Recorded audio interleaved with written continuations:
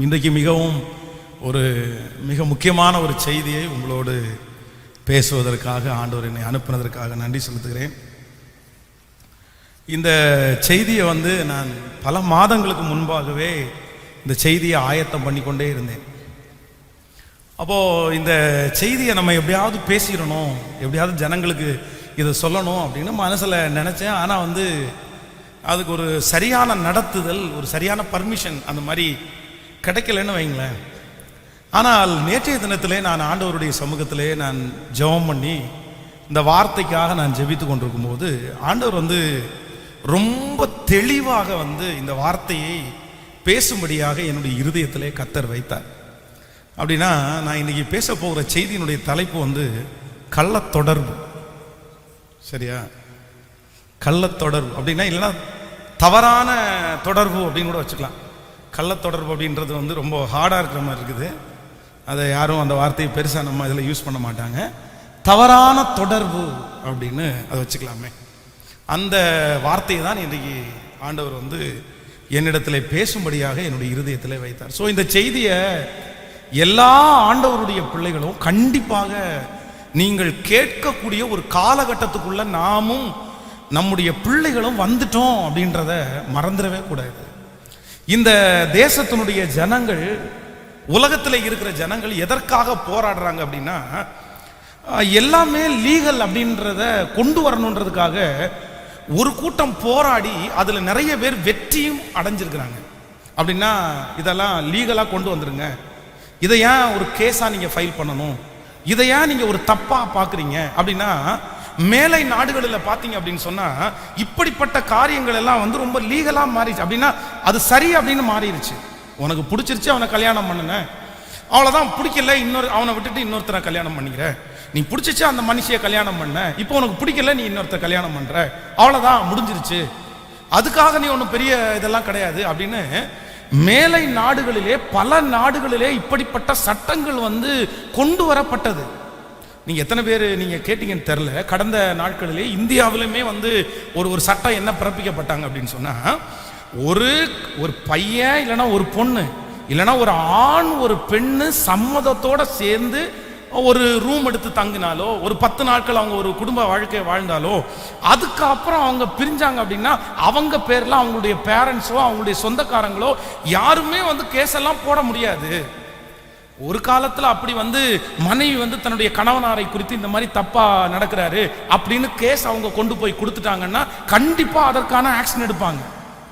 நீ எப்படிப்பா அப்படி பண்ணலாம், இல்லைன்னா கணவன் கொண்டு போய் கொடுத்தா நீ எப்படி இப்படி நடக்கலாம், ஒரு பையனோட நீ கல்யாணம் பண்ணி நீ ரெஜிஸ்டர் பண்ணி இருக்கும்போது இப்படி நடக்கிறது அது லா இல்லை, அது தப்பானது, அதற்கு உனக்கு பனிஷ்மெண்ட் உண்டு என்று கொடுத்துட்டு இருந்தா இந்த சட்டம் இப்ப மாற்றப்பட்டு இப்ப என்ன சொல்றாங்க அப்படின்னு சொன்னா, ஒரு பெண் ஒரு ஆண் அவங்க 2 பேரும் சம்மதிச்சிட்டாங்க, அவங்க 2 பேரும் வாழணும்னு விருப்பப்பட்டாங்க, அவ்வளவுதான். அதற்கு விரோதமாக யாருமே எழும்பக்கூடாதுன்ற அளவிற்கு வர்ற அளவுக்கு கூட சட்டங்கள் மாற்றப்பட்டது. ஆனா உலகத்திலே இருக்கிற ஜனங்கள் எல்லாம் அது தப்பு இல்லைன்னு அறிக்கை பண்ணுங்க, அதை சொல்லுங்க, நம்ம எப்படி மன கஷ்டத்தோட வாழ முடியும் அப்படின்னு ஒரு விதத்துல போராடினாலும் நம்முடைய பரிசுத்த வேதாகமும் அது தவறு அப்படின்னு தான் சொல்லுது. உலகமே அதை சரின்னு அங்கீகரிச்சாலும் இனி வருகிற கவர்மெண்ட், இனி வருகிற சட்டங்கள் ஒருவேளை திருத்தப்பட்டு இன்னைக்கு இருக்கிற வாலிப பிள்ளைகளுடைய நாட்களிலே நீங்கள் வளரும் போது மேலை நாடுகளை போல அது ஒரு தவறு இல்லை அப்படின்னு உலகத்துல அதுக்கு வேண்டிய காரியங்கள் உங்களுக்கு கொடுக்கப்பட்டாலும் நீங்க ரொம்ப ஜாக்கிரதையா இருங்க. பரிசுத்த வேதாகமும் என்ன சொல்லுதுன்னா, ஒருவனுக்கு ஒருத்தி தான், தள்ளி விடுதலை ஆண்டவர் வெறுக்கிறார், விபச்சார முகாந்திரத்தினாலே ஒழிய. அப்படின்னா ஒருவேளை அப்படிப்பட்ட பாவத்திலே சிக்கி இருக்கிற அந்த கணவனை விட்டு அந்த மனைவியை விட்டு நீ வரலாம், ஆனாலும் மன்னிக்கிறதற்கு உங்களுக்கு இருதயம் இருந்தா நீ மன்னிச்சு வாழு அப்படின்னு தான் ஆண்டவர் பேசுறாரே தவிர, மற்றபடி கணவன் மனைவி பிரிவதற்கு வேதம் நமக்கு ஒத்துக்கவே இல்லை. ஒரு மனுஷனுக்கு ஒரு மனுஷிதான் அப்படின்றத தான் ஆண்டவர் நியமிச்சது. அதனால நீங்க ரொம்ப ஜாக்கிரதையா இருக்கணும். ஆண்டவர் தவறுதான் அப்படின்னு சொல்லுகிற ஒரு காரியம் உலகத்துல இருக்கிற எத்தனை பேர் சரின்னு சொன்னாலும் நான் நம்புறேன் அதற்கு பின்பாக கண்டிப்பாக ஒரு விளைவு இருக்கும் என்கிறதை நீங்க மறந்துடவே கூடாது. நீங்க ரொம்ப ஜாக்கிரதையா இருக்கணும். ஆண்டவருடைய பிள்ளைகள் யாருக்காக இந்த வார்த்தை ஆண்டவர் பேசுறாருன்னு தெரியல, ஆனால் நீங்கள் யாராவது ஒருத்தர் அப்படிப்பட்ட தொடர்புகளிலே நீங்கள் இருப்பீர்களே, ஆனால் நீங்கள் வெளியே அதிலிருந்து வராவிட்டால் பெரிய ஆபத்துகளை நீங்க சந்திக்க முடியும்.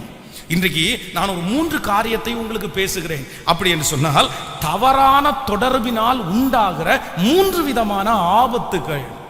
அப்போ இந்த தவறான தொடர்புனா என்ன அப்படின்னா, நம்பர் 1, முதலாவதாக நீங்க மறந்துடாதீங்க, இன்னொருத்தருக்கு மறைத்து செய்கிறது எல்லாமே தவறான தொடர்புக்கு சம்பந்தப்பட்டது. ஒரு வாலிப பிள்ளை ஒரு அம்மா அப்பாவுக்கு மறைச்சு ஒருத்தர்கிட்ட பேசுறீங்களா, ஒருத்தர்கிட்ட டைம் ஸ்பெண்ட் பண்றீங்களா, ஒருத்தரோட போய் நீங்க தங்குறீங்களா, ஒருத்தரோட பைக்ல நீங்க வெளியே போறீங்களா அப்படின்னு சொன்னா நான் நம்புறேன் உங்க அம்மா அப்பாவுக்கு தெரியாம நீங்க செய்கிற அந்த காரியம் அப்படி தவறான தொடர்புக்கு சமம். அதே போல கணவனுக்கு தெரியாமல் மனைவி யாரிடத்திலேயாவது பேசினா, மனைவிக்கு தெரியாமல் கணவன் யாரிடத்திலேயாவது பேசி கொண்டிருந்தா அது நல்ல தொடர்பு இல்லை. பாஸ்டர், என் மனைவி ஆகுனா எல்லாத்துக்குமே சந்தேகப்படுவா, என் கணவனாரி ஆகுனா எல்லாத்துக்குமே சந்தேகப்படுவாங்க, நான் போய் அவருக்கு முன்னாடி எப்படி பேச முடியும், எப்படி சொல்ல முடியும், நான் நல்லவங்க தான், நான் நல்ல ஆள் தான், நான் அப்படியெல்லாம் கிடையாது. நன்றாய் நினைத்து கொள்ளுங்கள், உங்களுடைய கணவனுக்கு தெரியாமல் மனைவிக்கு தெரியாமல் இன்னொரு நபரோடு நீங்க கண்டினியூவாய் நீங்கள் பேசிக்கொண்டு இருப்பீர்களே, ஆனால் அது தவறான தொடர்புக்கு சம்பந்தம் உள்ளதுதான். அதற்கு கண்டிப்பாக நீங்கள் ஆண்டவருக்கு கணக்கு கொடுத்துத்தான் ஆக வேண்டும். அந்த உறவை ஒரு நாளும் ஆண்டவர் தட்டி கொடுக்க மாட்டாரு.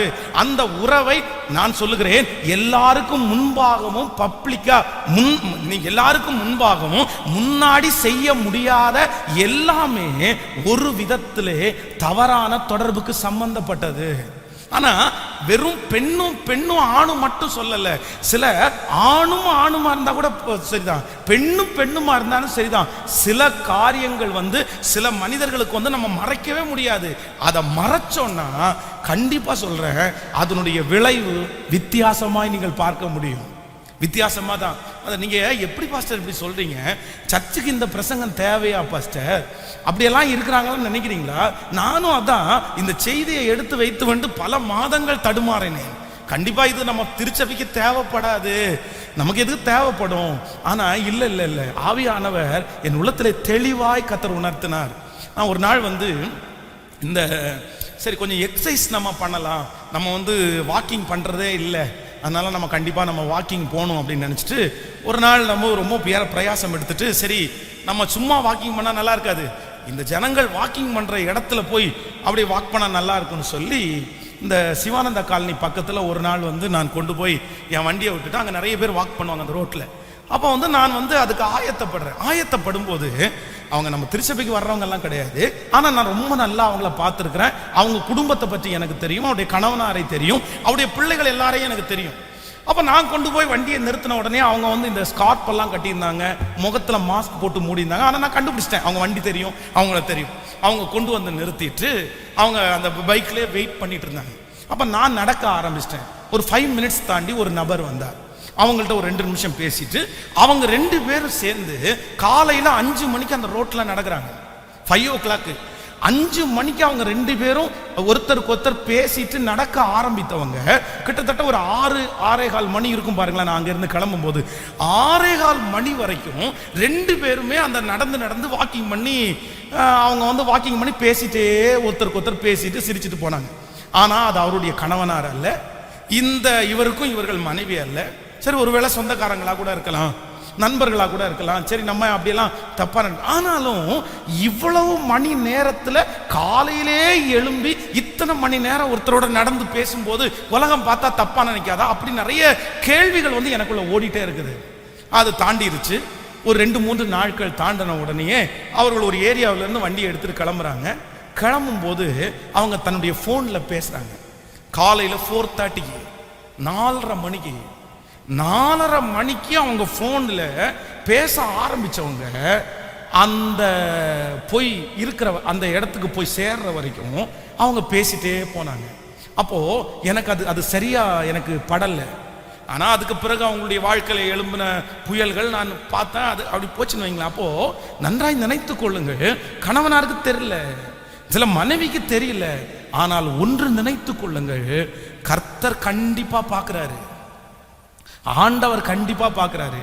அதனால இந்த மாதிரி தவறான தொடர்பிலே இருக்கிற எந்த நபரா இருந்தாலும் நீங்க மனம் திரும்பாவிட்டால், நீங்க மாறாவிட்டால், நீங்கள் அதை விட்டு விடாவிட்டால் பெரிய விளைவுகளை நீங்கள் சந்திக்க கூடும். நீங்கள் நம்பர் 1 முதலாவதாக வேதத்திலிருந்து ஒரு 3 நபர்களை உங்களுக்கு காமிச்சு ஒரு 3 காரியத்தை உங்களோட சொல்லி நான் ஜெபிக்க நான் ஆசைப்படுகிறேன். வாசிக்கலாமா? நீங்கள் முதலாவதாக ஒரு வசனத்தை நம்ம எடுத்துக்கொள்ளலாம். நியாயாதிபதிகளின் புஸ்தகம் 16ஆம் அதிகாரத்தை நம்ம எடுத்துக்கொள்ளலாம். நியாயாதிபதிகளின் புஸ்தகம் 16ஆம் அதிகாரத்திலே 16வது வசனத்தை சத்தமா வாசிக்கலாமா? 16ஆம் அதிகாரம் 16வது வசனம், இப்படி அவனை தினம் தினம் தன்னுடைய வார்த்தைகளாலே அலட்டி கொண்டு இருந்ததினால் சாகத்தக்கதாய் அவனுடைய ஆத்துமா விசனப்பட்டு. நன்றாய் எல்லாரும் கவனிங்கள் ஆண்டவருடைய பிள்ளைகளே. எல்லாரும் என்ன கவனிங்க, எல்லாரும் என்ன பாருங்க, நீங்க ரொம்ப கவனமா இதை கவனிக்கணும். வாலிப பிள்ளைங்க கண்டிப்பா நீங்க கவனிங்க, இது உங்களுக்கு தேவையான ஒரு சத்தியம். இங்கே இந்த சிம்சோன் என்கிற நபரை குறித்து உங்களுக்கு எல்லாருக்குமே நன்றாய் அறிந்தது. சின்ன வயசிலிருந்தே ஆண்டவர் அவனை அபிஷேகித்தார். ஒரு நசரேயனாக ஆண்டவர் அவனை அபிஷேகித்தார். அவனுக்கு ஒரு விசேஷித்த வரத்தை கர்த்தர் கொடுத்திருந்தார். அவன் கழுதையினுடைய தாடை எலும்பிலே 1000 பேரை கொன்றான். பட்டணத்தினுடைய நிலைக்காலை வாசலோடு தூக்கி கொண்டு போய் அவன் மலையின் மேல் ஏறி போனான். இப்படி சிம்சோன் மூலமாய் ஆண்டவர் பண்ணினதெல்லாம் பார்த்துட்டீங்க அப்படின்னு சொன்னா, இல்ல ஒரு ரொம்ப பெரிய காரியத்தை எல்லாம் ஆண்டவர் அவன் மூலமாய் ஆண்டவர் கட்டளையிட்டார். இவனுக்கு நசரேன் அப்படின்னு சொன்னா அவன் மேரேஜ் ஆகக்கூடாத ஒரு கிருபையை ஆண்டவர் அவனுக்கு கொடுத்திருந்தார். அப்படின்னா அன்னகர்கள் ஆண்டவரால அன்னகர்களாக அபிஷேகிக்கப்பட்டவர்கள் உண்டு, தங்களை அன்னகர்களாக ஆக்கினவர்கள் உண்டு. கவனிங்க, 2 விதமா இருக்கிறாங்க. ஒண்ணு, ஆண்டவரே அவர்களே பிறக்கும் போதே அவங்களை எப்படி வச்சிருக்கிறாருன்னா அன்னகர்களாக, அப்படின்னா அவங்க கல்யாணம் பண்ணாம இருக்கிறதுக்காக கர்த்தரை அபிஷேகித்தார். சிலர் வளர்ந்ததுக்கு பிறகு இல்ல எனக்கு வேண்டாம், கல்யாணம் வேண்டாம்னா அவர்களே எடுக்கிற பொருத்தனை.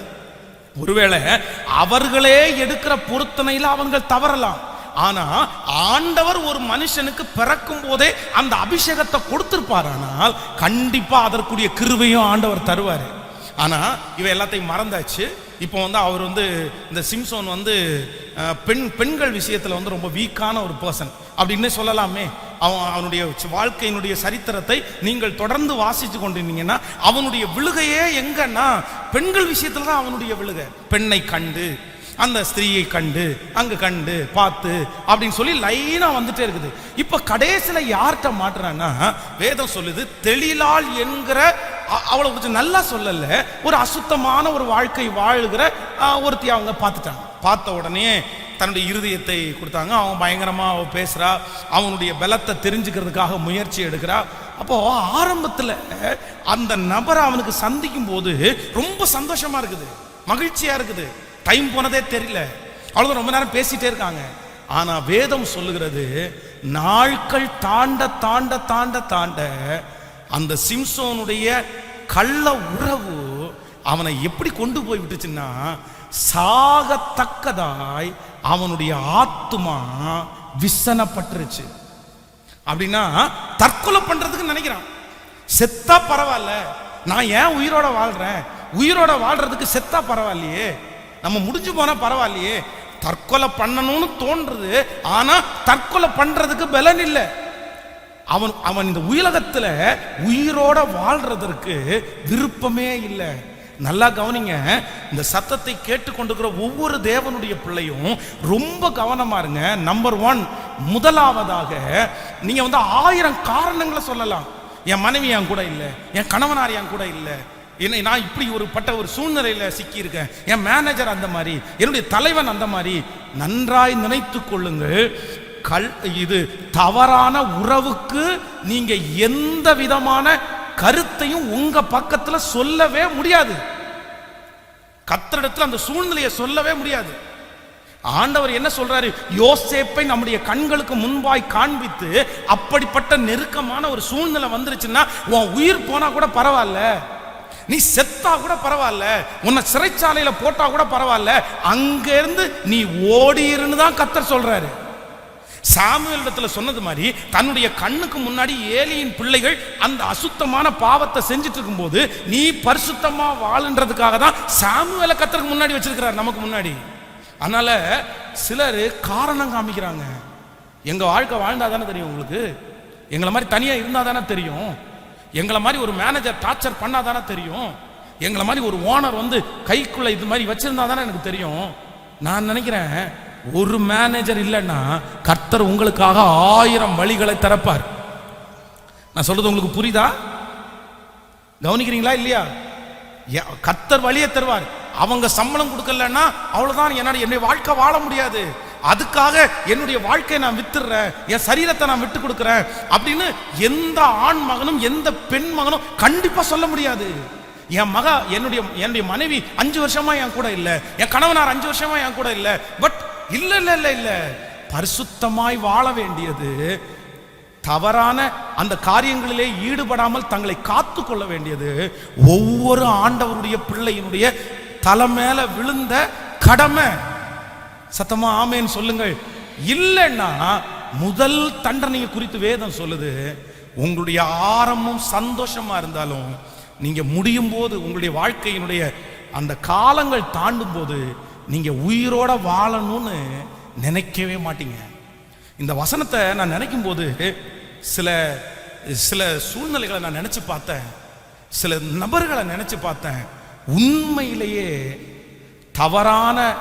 அந்த தவறான தொடர்பில் இருக்கிற நிறைய பேர், அவங்க நிறைய பேர் வாழணும்னு என்கிட்ட சொல்லவே இல்லைங்க, வாழணும்னு சொல்லவே இல்லைங்க, சாகணும்னு தாங்க இப்ப சொல்றாங்க. அந்த தொடர்பு அற்று போயிருச்சு, அந்த நபர் அற்று போயிட்டாங்க. எந்த நபர் அவர்களுக்கு சந்தோஷத்தை கொடுத்தாங்களோ, எந்த மனுஷங்க அவங்களுக்கு ஜாலியா அவங்கள்ட்ட பேசினாங்களோ, அதே நபர் இன்னைக்கு அவங்களுடைய உயிரை அப்படியே பறிச்சு எடுத்து நாளுக்கு நாள் அந்த மனுஷனால நான் சாகுறேன், அந்த மனுஷியால நான் சாகுறேன், அவளால நான் சாவேன்னு இருக்கேன், அவன் என்னை கொன்றுவா போல, அவன் என்னை கொன்றுவான் போலன்னு சொன்னதை என்னுடைய காதுகளால கேட்டிருக்கிறேன்.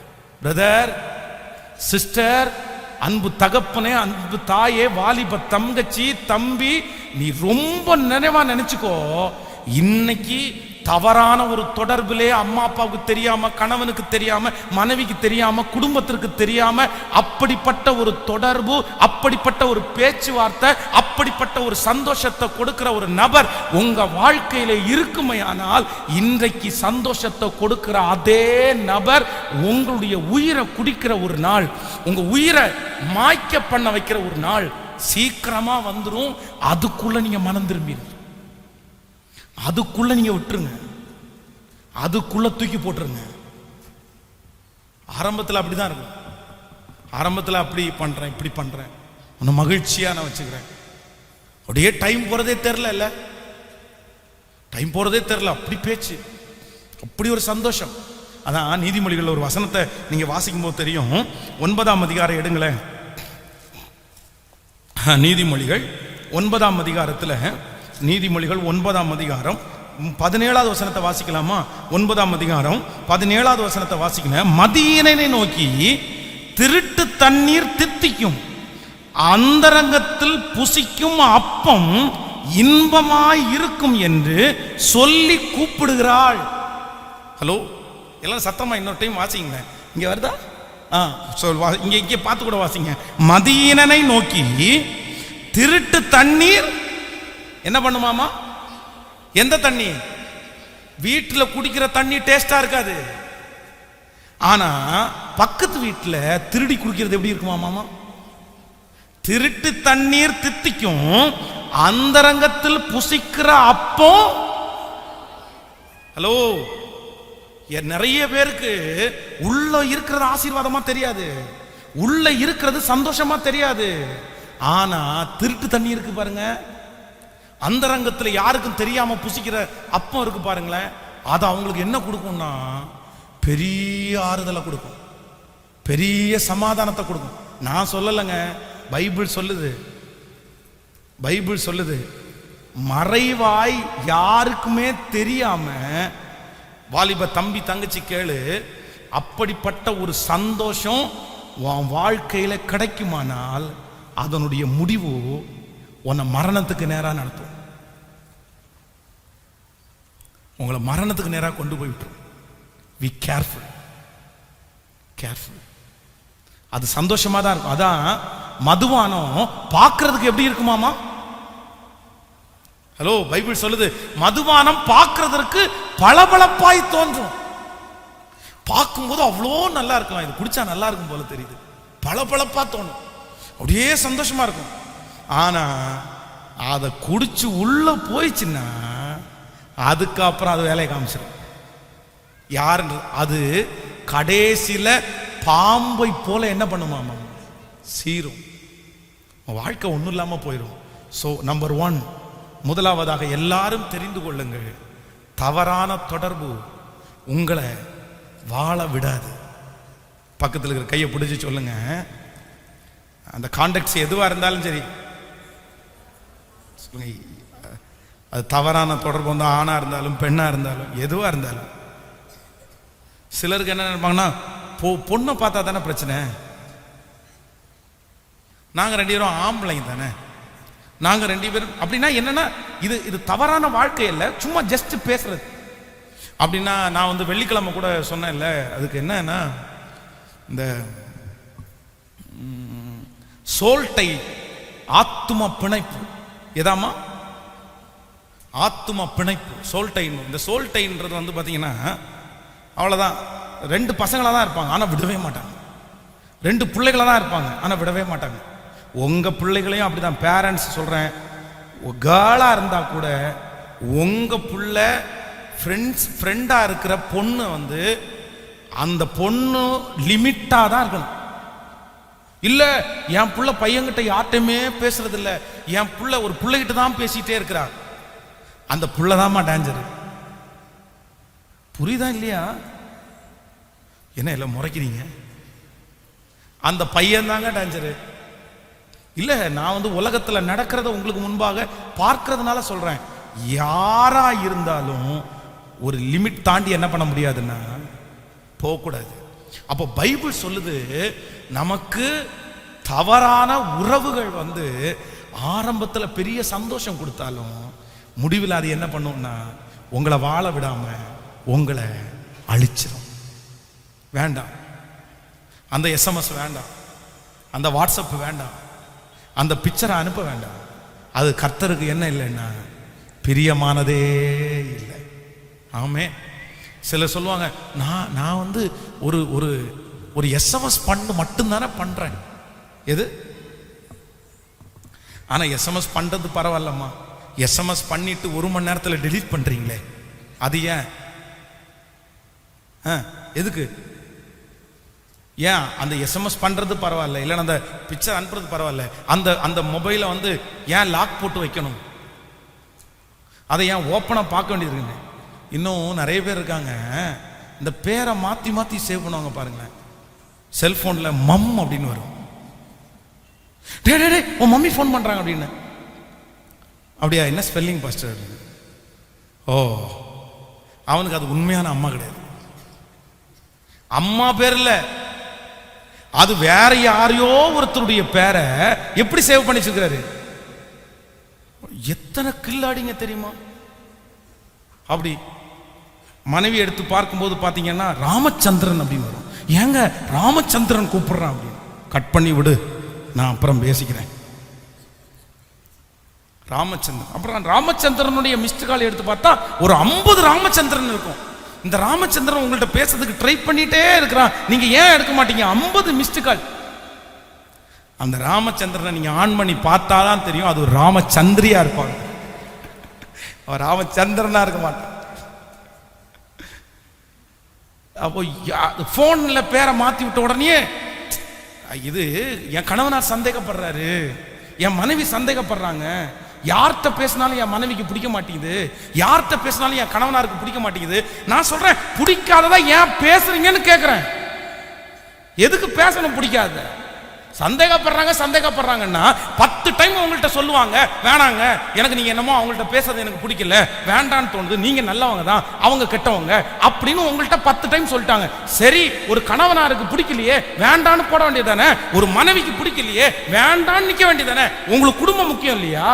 உங்களுக்கு பிள்ளைங்க முக்கியம் இல்லையா? உங்களுக்கு கணவன் முக்கியம் இல்ல, உங்களுக்கு மனைவி முக்கியம் இல்ல.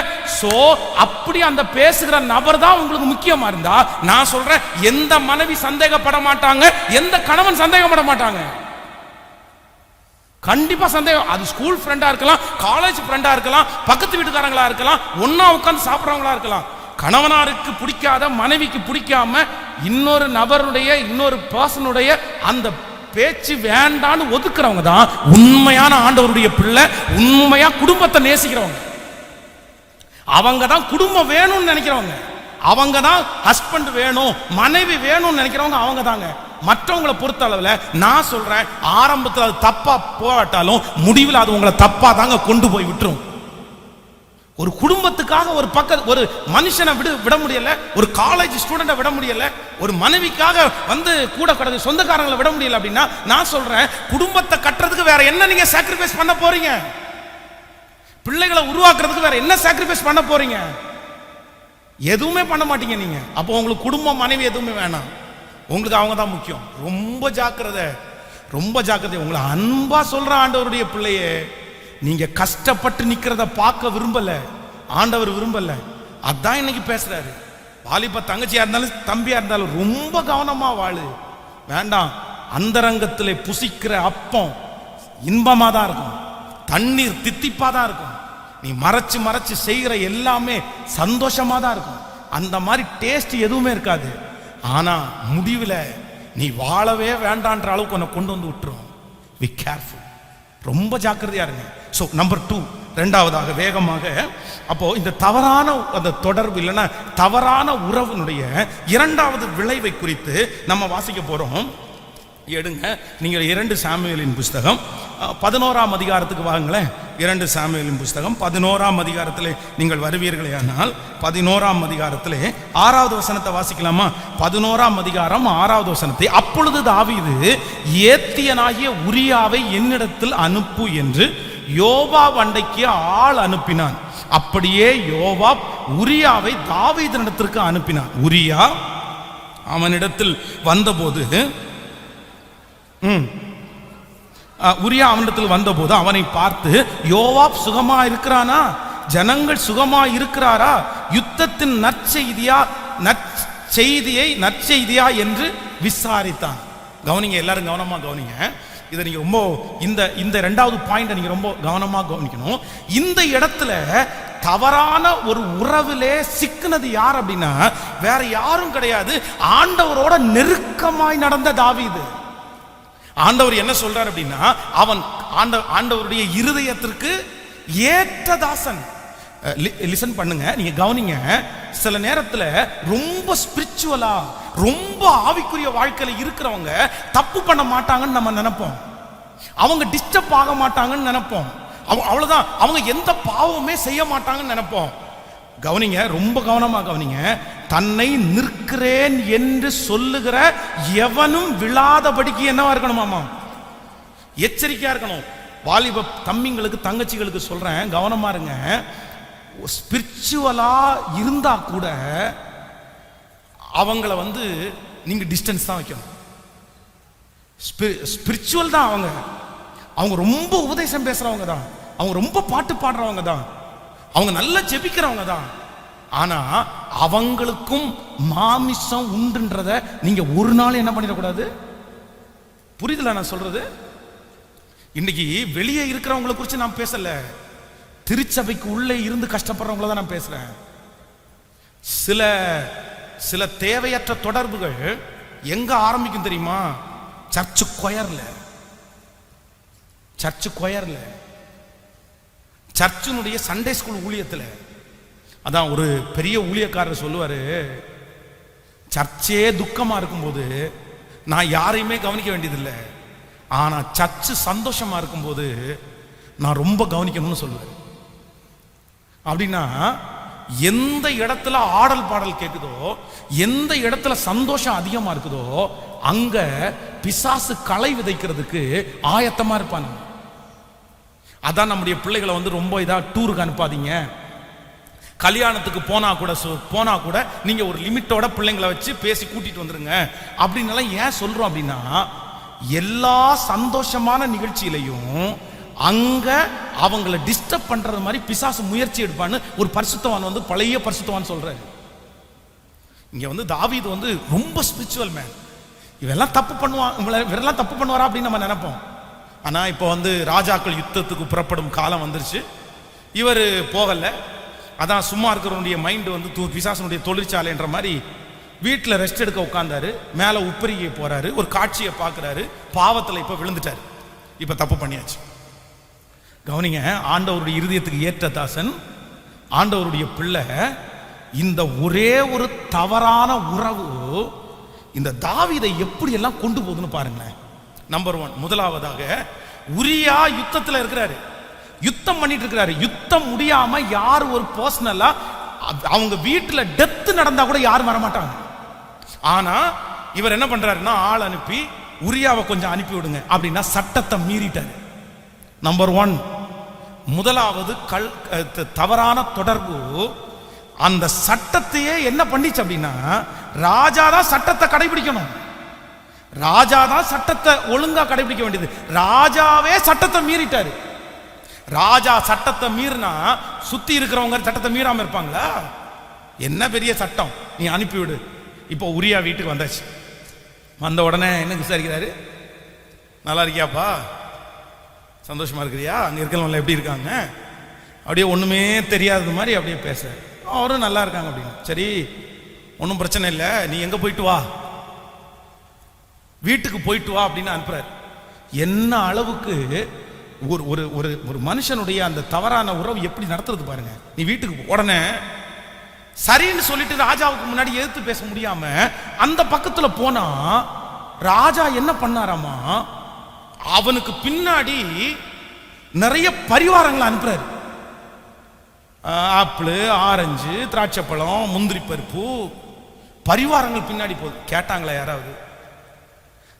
நீங்க ராஜா, ராஜா போய் ஒரு தனியா வேலை செய்கிற ஒரு மனுஷனுக்கு அவன் வீட்டுக்கு வரும்போது பின்னாடி இப்படி, நான் சொல்றேன் அதான் புத்தி பேதலிச்சுன்னு சொல்றாங்கல்ல. உண்மையிலேயே அந்த ஒரே ஒரு தவறு நிமித்தம் தாவீதுனுடைய புத்தி பேதலிச்சுங்க. நம்மளா இருந்தா அனுப்புவோமா? எல்லாரும் வீட்டு வாசல்ல கொண்டு போய் தட்டோட நின்று இருக்காங்க, ஆனா யார் வரல? உரியா வரல. ஏன் என்ன இன்னும் போலேன்னு கேட்டா அவன் ஒன்னும் சொல்றான், ராஜா நான் எப்படி போவேன், அங்க இருக்கிறவங்க எல்லாம் அத்தனை சோறு தண்ணி இல்லாம நம்முடைய தேசத்திற்காக பாடுபட்டு உழைச்சிட்டு இருக்காங்க. அவங்க அப்படி கஷ்டப்படும் போது நான் போய் என் மனைவியோட சந்தோஷமா இருப்பேனா, நான் சாப்பிட்டு சுகமா இருப்பேனா? வேண்டாம் வேண்டாம், நான் போறதில்லை. இப்போ இவருக்கு இந்த ஐடியாவும் ஃபெயிலியர் ஆயிடுச்சு. குறுக்கு புத்தி. அதான் அந்த கவனிய தவறான ஒரு காரியத்தை சூஸ் பண்றவங்களுக்கு புத்தி எங்க போகுது பாருங்க. அடுத்து யோசிக்கிறான், இவன் இதுக்கும் சரிப்பட்டு வர மாட்டேங்கிறான், திருப்பி இவனை என்ன பண்ணலாம், ஒரு பிளான், ஒரு ஐடியா. உடனே அவனுடைய மனசுல என்ன ஐடியா உதிக்குது அப்படின்னா, இவனுக்கு வயிறு நிறைய குடிக்கிறதுக்கு வாங்கி கொடுத்தோம்னா போத தலைக்கேறி எங்க போயிடுவான், வீட்டுக்கு போயிடுவான்னு சொல்லி ஒரு ஆண்டவருடைய பிள்ளை, கர்த்தருடைய இருதயத்திற்கு ஏற்ற தாசன் இப்ப என்ன வாங்கி கொடுக்குறாரு? அவன் கேட்கிற திராட்சரசத்தை கொடுங்கடா, அவனை ஃபுல்லா குடிக்க வைங்கடா. ஆனா நான் நம்புறேன், உரியா நில தடுமாறினாலும் நான் எங்க போக மாட்டேன். அதுவும் ஃபெயிலியர். சே, இனி என்ன பண்ணலாம் அப்படின்ட்டா கடைசியில தவறான அந்த தொடர்பு அவனை கொலை செய்ய கூட தயங்கலைங்க. நல்ல சேவகன், உண்மையான சேவகன் ஒரு லெட்டரை எழுதுறாரு. உரியா வரான், யுத்தம் நடக்கும்போது முன்னாடி நிப்பாட்டுங்க, எப்படியாவது முன்னாடி நிப்பாட்டி எதிரியினுடைய பட்டயம் அவன் மேல விழணும், அவன் செத்து போனா நல்லா இருக்கும், அவனை கொன்றுங்க அப்படின்னு சொல்லி தனக்கு கீழே இருந்த ஒரு அசிஸ்டண்ட, தன்னை நேசிச்ச, தன்னுடைய தேசத்துக்கு பாதுகாப்பு இருந்த அவனுடைய கையில லெட்டரை எழுதி கொண்டு போய் கொடுன்றாரு. கடந்த மாதங்களை நீங்க வாசிச்சிருப்பீங்க, கேரளாவில் ஒரு கணவன் தன்னுடைய மனைவியை கொல்லணுன்றதுக்காக பாம்பை வீட்டுக்குள்ள கொண்டு போய் விட்டாரு. ஏற்கனவே பாம்பை ஒரு டைம் விட்டு அந்த புள்ள அதை கண்டுபிடிச்சு பாம்பு வந்துருச்சுன்னு சொல்லி அடிச்சு கொண்டாங்க. 2வது டைமும் பணம் கொடுத்து பாம்பு போய் கடையில வாங்கிட்டு வந்து அந்த புள்ள படுத்திருக்கிற ரூம்ல விட்டு அந்த பொண்ணை அந்த பாம்பு கடிச்சு அந்த புள்ள செத்து போயிருச்சு. நீங்க எத்தனை பேரு? அப்போ தவறான உறவனுடைய முடிவு கவனிங்க, உங்களையே மறக்க பண்ணும், உங்க ஸ்தானத்தை மறக்க பண்ணும், உங்களை சுற்றி இருக்கிற எல்லாத்தையுமே மறக்க பண்ணும். அம்மாவை மறப்பாங்க, அப்பாவை மறப்பாங்க, கணவனாரை மறப்பாங்க, மனைவியை மறப்பாங்க, சொந்தக்காரங்களை மறந்துடுவாங்க, சர்ச்சு ஞாபகம் வராது, ஊழியம் ஞாபகம் வராது, தன்னுடைய மதிப்பு ஞாபகம் வராது, தன்னுடைய வேலை ஞாபகம் வராது. எல்லாமே மறைஞ்சு அவங்க மனசுல ஒண்ணு மட்டும்தான் ஓடும், நான் நேசிச்ச இல்லைன்னா நான் பேசிட்டு இருக்கிற அந்த மனுஷனை அந்த மனுஷிய அடையணும்னு உங்களை வழி நடத்தும். Be careful. இப்போ கொண்டு போய் கொடுத்துட்டான் பாருங்க அந்த லெட்டரை. கொடுத்த உடனே யோவாப் என்ன குறைஞ்சால் நான் நினைக்கிறீங்க? அதான் ராஜா கோடு போட்டாருன்னா யோவாப் ரோடே போட்டுருவாரு. சரியான கிரிமினல். அப்படின்னா அந்த யோவாப்பினுடைய சரித்திரத்தை ஒன்னொன்னா வாட்சி பார்த்தீங்கன்னா தாவீதை தவிர வேற யாருமே யோவாப்பை சமாளிக்க முடியாது. அந்த அளவுக்கு சரியான வெயிட் பாட்டி. அதனால தான் மகன் சாலோமன் ராஜ்யபாரம் எடுக்கும்போது நைஸா காதல சொல்லிட்டு போறேப்பா, உன்னை சுத்தி இருக்கிறவன் எல்லாம் நல்லா வந்தான், ஆனா எவன் தான் ரொம்ப மோசம், யோவாப்ப கொஞ்சம் கவனமா வச்சுக்கோ, ஓவரா விட்டுட்டேன்னா அவன் ஒன்னே கொண்டுட்டு வந்து உட்காந்துருவான் அப்படின்னு சாலமன்ட்ட சொல்லிடுவார். அவ்வளவு ஒரு சரியான வெயிட்டான ஆள் தான் யாரு? இப்போ யார் கையில லெட்டர் போகுது? நான் சொல்றேன், அந்த யோவாப்பு தாவீதை என்னங்க மதிப்பான்? இந்த செய்தியை நம்ம அவனுக்கு கொடுக்குறோமே, அவன் கிரிமினல் ஆச்சே, நம்ம இதை கொடுத்து விட்டா அவன் நாளைக்கு தப்பா நினைச்சான்னா நம்முடைய ராஜ்ய பதவி போயிருமே, நம்ம பேரு கெட்டு போயிருமே, ஏதாவது நினைச்சானா ஒண்ணுமே யோசனை வரலங்க. அந்த களி மண்ணுக்கு எதுவுமே என்ன பண்ணல, கேட்கல. ஒருத்தர் சர்ச்சுக்கு வந்தாரு, வந்து பாஸ்டர் அவ எனக்கு வேணும் பாஸ்டர், 2 கையை மேல தூக்கிட்டு சொல்றாரு, எனக்கு வேணும் இயேசுவே, அவ எனக்கு வேணும். நான் உடனே கேட்டேன், அவ எதுக்கையா வேணும்? அதுக்கப்புறம் அவங்க அம்மா பின்னாடியே ஓட்டுறான், பாஸ்டர் இவன் அந்த பொண்ணு பின்னாடியே திரிறான் பாஸ்டர், அந்த பொண்ணு அவனை விட்டுட்டு தூரம் போச்சு, அவளால சொத்தை இழந்தான் பாஸ்டர், வேலையை இழந்தான் பாஸ்டர், இப்ப குடிகாரனா மாத்திரான். அதெல்லாம் ஒண்ணும் சொல்லக்கூடாது, அவ எனக்கு வேணும். நிச்சயமா சீரியஸா என்ன அழுகன்னு நினைக்கிறீங்க? அப்புறம் என் காலில் வந்து விழுந்து, பாஸ்டர் எனக்காக ஜெபம் பண்ணுங்க, அவன் எனக்கு வேணும். எனக்கு சிரிக்கிறதா இல்லை இவருக்காக அழுது ஜெபம் பண்ணணுமா? ஆனா துக்கமா தான் இருந்துச்சு. என்ன அளவுக்கு ஒரு மனுஷனை அப்படி பாதிக்க பண்ணியிருக்கு பாருங்க. எல்லாம் இழந்தாச்சு. ஆனா நான் சொல்றேன் பிரதர், அதனால தானே பிரதர் இப்படி வந்திருக்கிறீங்க. நீங்க நல்லா வேலை செய்வீங்கல்ல பிரதர், ஏன் பிரதர் இப்படி இருக்கீங்க? வேண்டாம் பிரதர், அது கர்த்தருக்கு சித்தம் இல்லை பிரதர், விட்டுருங்க பிரதர், நம்ம ஜெபம் பண்ணோம். நீ என்ன வேணாலும் சொல்லுங்க பாஸ்டர், அதை மட்டும் சொல்லாதீங்க பாஸ்டர், நோ மட்டும் சொல்லாதீங்க பாஸ்டர், வேணான்னு மட்டும் சொல்லாதீங்க பாஸ்டர். உங்க வாயிலிருந்து அந்த வார்த்தை வரவே கூடாது. இதே நான் இப்ப என்ன எக்ஸ்பிரஷன் கொடுக்கணும் அதை விட 10 மடங்கு ஜாஸ்தியா கொடுக்குறாரு அவர். அப்படி வரக்கூடாது அப்படின்றாரு. அப்போ ரொம்ப கவனமா கவனிக்கணும். இப்ப யோவாப் வந்து என்ன நினைப்பான் அப்படின்ற என்ன, இப்ப இந்த யோவாப் என்னன்னா பயங்கரமான கில்லாடியாச்சா, வாடா முன்னாடி நில்லுடா அப்படின்னு முன்னாடி நிக்க வச்சிட்டான். ஒரு காலத்துல வேதம் சொல்லுது, தாவீது வேதம் சொல்லுது, தன் ஆடுகளுக்காக தன்னுடைய ஜீவனை கொடுக்கிறது கூட அவன் என்ன பண்ணல சொல்லுங்க. யாருக்காக? ஆட்டுக்குட்டிக்கு ஆத்துமா இல்ல, உயிர் மட்டும்தான் இருக்குது. ஆனா அந்த உயிரை காப்பாற்றணுன்றதுக்காக ஒரு விசை சிங்கம், ஒரு விசை கரடி, இது 2ம் வந்ததுக்கு அப்புறம் நான் என் கை வச்சு என் உயிரை கூட பணையம் வச்சு அதை ஒரே கிளியா கிழிச்சு அந்த ஆட்டுக்குட்டிய சிங்கத்தினுடைய வாயிலிருந்து என்ன பண்ண, ஒரு நாள் ஆண்டவருக்காக ஆட்டுக்குட்டியினுடைய ஜீவனை கூட விடாம உயிரை காப்பாத்தினவன் இன்னைக்கு மனுஷன் ஒரு ஆத்துமா, அந்த ஆத்துமா செத்தா கூட பரவாயில்லன்னு லெட்டரை எழுதி கொடுத்து அனுப்பிட்டான். சிஸ்டர், பிரதர், உங்க கேரக்டரை ஃபுல்லா சேஞ்ச் பண்ணிடும். நீங்க கோவப்படுற ஆள் இல்லை, நீங்க எரிச்சல் அடைகிற ஆள் இல்லை, நீங்க ரொம்ப சாஃப்டான மனுஷன். ஆனா கள்ள தொடர்புல மட்டும் நீங்க சிக்கிட்டீங்கன்னா உங்க கேரக்டர் ரொம்ப, நீங்க சாஃப்டான உங்க மனுஷனை முரடனா மாத்திரும். நீ எப்படி பிரதர் முரடனா மாறின? நீ எப்படி சிஸ்டர் முரடனா மாறின? ஒரு முரட்டுத்தன்மை எப்படி வந்துச்சு உனக்கு? எப்படி வந்துச்சு? எப்படி இவ்வளவு அன்பான கணவனாரை எதிர்த்து பேச முடிஞ்சிருச்சு? எப்படி இந்த அன்பான மனைவியை எதிர்த்து பேச முடிஞ்சிருச்சு? உங்க தொடர்பு சரியில்லை, உங்க கனெக்ஷன் சரியில்லை, உங்களுடைய ஃப்ரெண்ட்ஸ் சரியில்லை. பாருங்க, யாராவது ஒருத்தட்ட போனாங்கன்னா கேரக்டர் மாறிடுது. சரி தாவீதே, நீ எப்படி பாருந்த? இப்போ முடிஞ்சிச்சு, அவன் கொன்னாச்சு. அவனை சாக கொடுக்கும்போது இன்னும் ஒரு 10-15 பேரை சாக கொடுத்துட்டாரு. இவனுக்கு தெரிஞ்சு போச்சு யோபாவுக்கு. இப்போ ஒருத்தர் அனுப்புறாரு, ராஜாவிடத்துல போய் யுத்தத்தினுடைய செய்தியை சொல்லு, 10 பேர் செத்துட்டோம் அப்படின்னு சொன்னா உடனே ராஜா என்ன பண்ணுவாரு? பயங்கரமா கோவப்பட்டுருவாரு. அதனால நீ ஒண்ணு பண்ணு, அவர் கோவப்பட அப்படியே வாயை எடுக்கும்போது அடுத்து உடனே நீ என்ன சொல்லணும்னா, உம்முடைய அடியானாகிய உரியானும் செத்தான், உரியா செத்தான்னு சொல்லு. அவ்வளவுதான். ராஜா என்ன பண்ண மாட்டாரு. அதே மாதிரி நடக்குதுங்க. அவன் போய் சொல்றான், இந்த மாதிரி 10 பேர் செத்து போயிட்டாங்க அப்படின்னு சொன்ன உடனே ஐயோ ஐயோ அப்படின்னு சொல்லும்போது, இல்ல வெயிட் பண்ணுங்க, உரியாவும் செத்துட்டான். அப்படியா? யுத்தம்னா முன்னாடி பின்னாடி நடக்கத்தான் செய்யும்.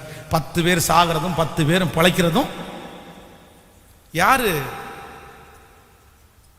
தாவீது தன் ஸ்தானம், தன்னை சுற்றி இருக்கிற கமிட்மெண்ட், தன்னை சுற்றி இருக்கிற குடும்பம், தன்னை சுற்றி இருக்கிற ஊழியம், எதிர்காலத்திற்காக அவனுக்கு ஆண்டவர் வச்ச திட்டம் எல்லாத்தையும் ஒரே ஒரு தவறான உறவு அவருடைய சுக்குநூறம் உடைச்சிருச்சு. சிஸ்டர், கேர்ஃபுல் சிஸ்டர், ரொம்ப கேர்ஃபுல். விளையாட்டான்னு நினைக்காதீங்க, விளையாட்டான்னு நினைக்காதீங்க.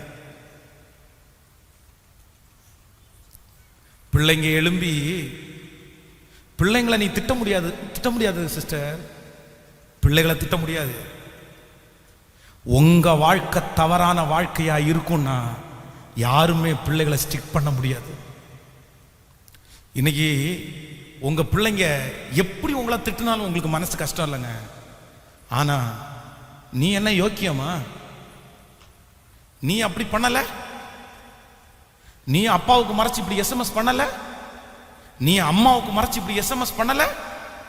இந்த ஒரே ஒரு வார்த்தையை உங்க பிள்ளைங்க உங்களை பார்த்து கேட்டுட்டாங்கன்னா, நான் சொல்றேன், உங்க பிள்ளைங்களை உங்க கண்ட்ரோல்ல நீங்க ஒரு நாள் கூட கொண்டு வரவே முடியாது. தன் இஷ்டத்துக்கு விடப்பட்ட பிள்ளை, தன் இஷ்டத்துக்கு விடப்பட்ட பிள்ளை சந்தோஷத்தை கொடுக்காதுங்க. உங்க வாழ்க்கையில லட்சிய தாங்க உண்டு பண்ணும். பிள்ளைகளை நிறைய பேர் இஷ்டம் போல என்ன கேட்டாலும் வாங்கி கொடுப்பாங்க. எங்க அனுப்பணும்னா அதில் அனுப்பிடுவாங்க. எவ்வளவு நேரம் வேணாலும் பேசணும்னா பேச விடுவாங்க. இஷ்டத்துக்கு கேட்டா போதும் உடனே சாங்ஷன், கேட்டா போதும் உடனே. ஒவ்வொரு அம்மா அப்பாவும் கவனமா இருங்க. உங்க பிள்ளைகளை தயவு செய்து அவங்க இஷ்டத்துக்கு நீங்க விடாதீங்க. அவங்க விருப்பத்திற்கு விடுற அளவுக்கு அவங்களுக்கு ஞானம் பத்தாது, அவங்களுக்கு ஞானம் பத்தாது. பிள்ளைங்க யாரும் என் மேல கோவிச்சுக்க வேண்டாம். ஏன்னா உங்களுக்கு நல்லது எது கெட்டது எதுன்னு கண்டிப்பா இந்த வயசுல உங்களால சூஸ் பண்ண தெரியாது. உங்க வேகம், உங்க பிளட், உங்களுடைய சிந்தனை வேற மாதிரி யோசிக்கும். நீ இஷ்டப்படுறது எல்லாத்தையுமே உங்க அம்மா அப்பா, உனக்கு எந்த அம்மா அப்பா பிள்ளைங்க இஷ்டப்படுறது எதுவா இருந்தா கூட நோ சொல்லாம எல்லாத்தையும் கொடுக்குறாங்களோ, எல்லாத்தையும் செய்யறாங்களோ, அவங்க பிள்ளைங்க வெற்றியா வாழ்ந்ததை நான் பார்க்கவே இல்லைங்க.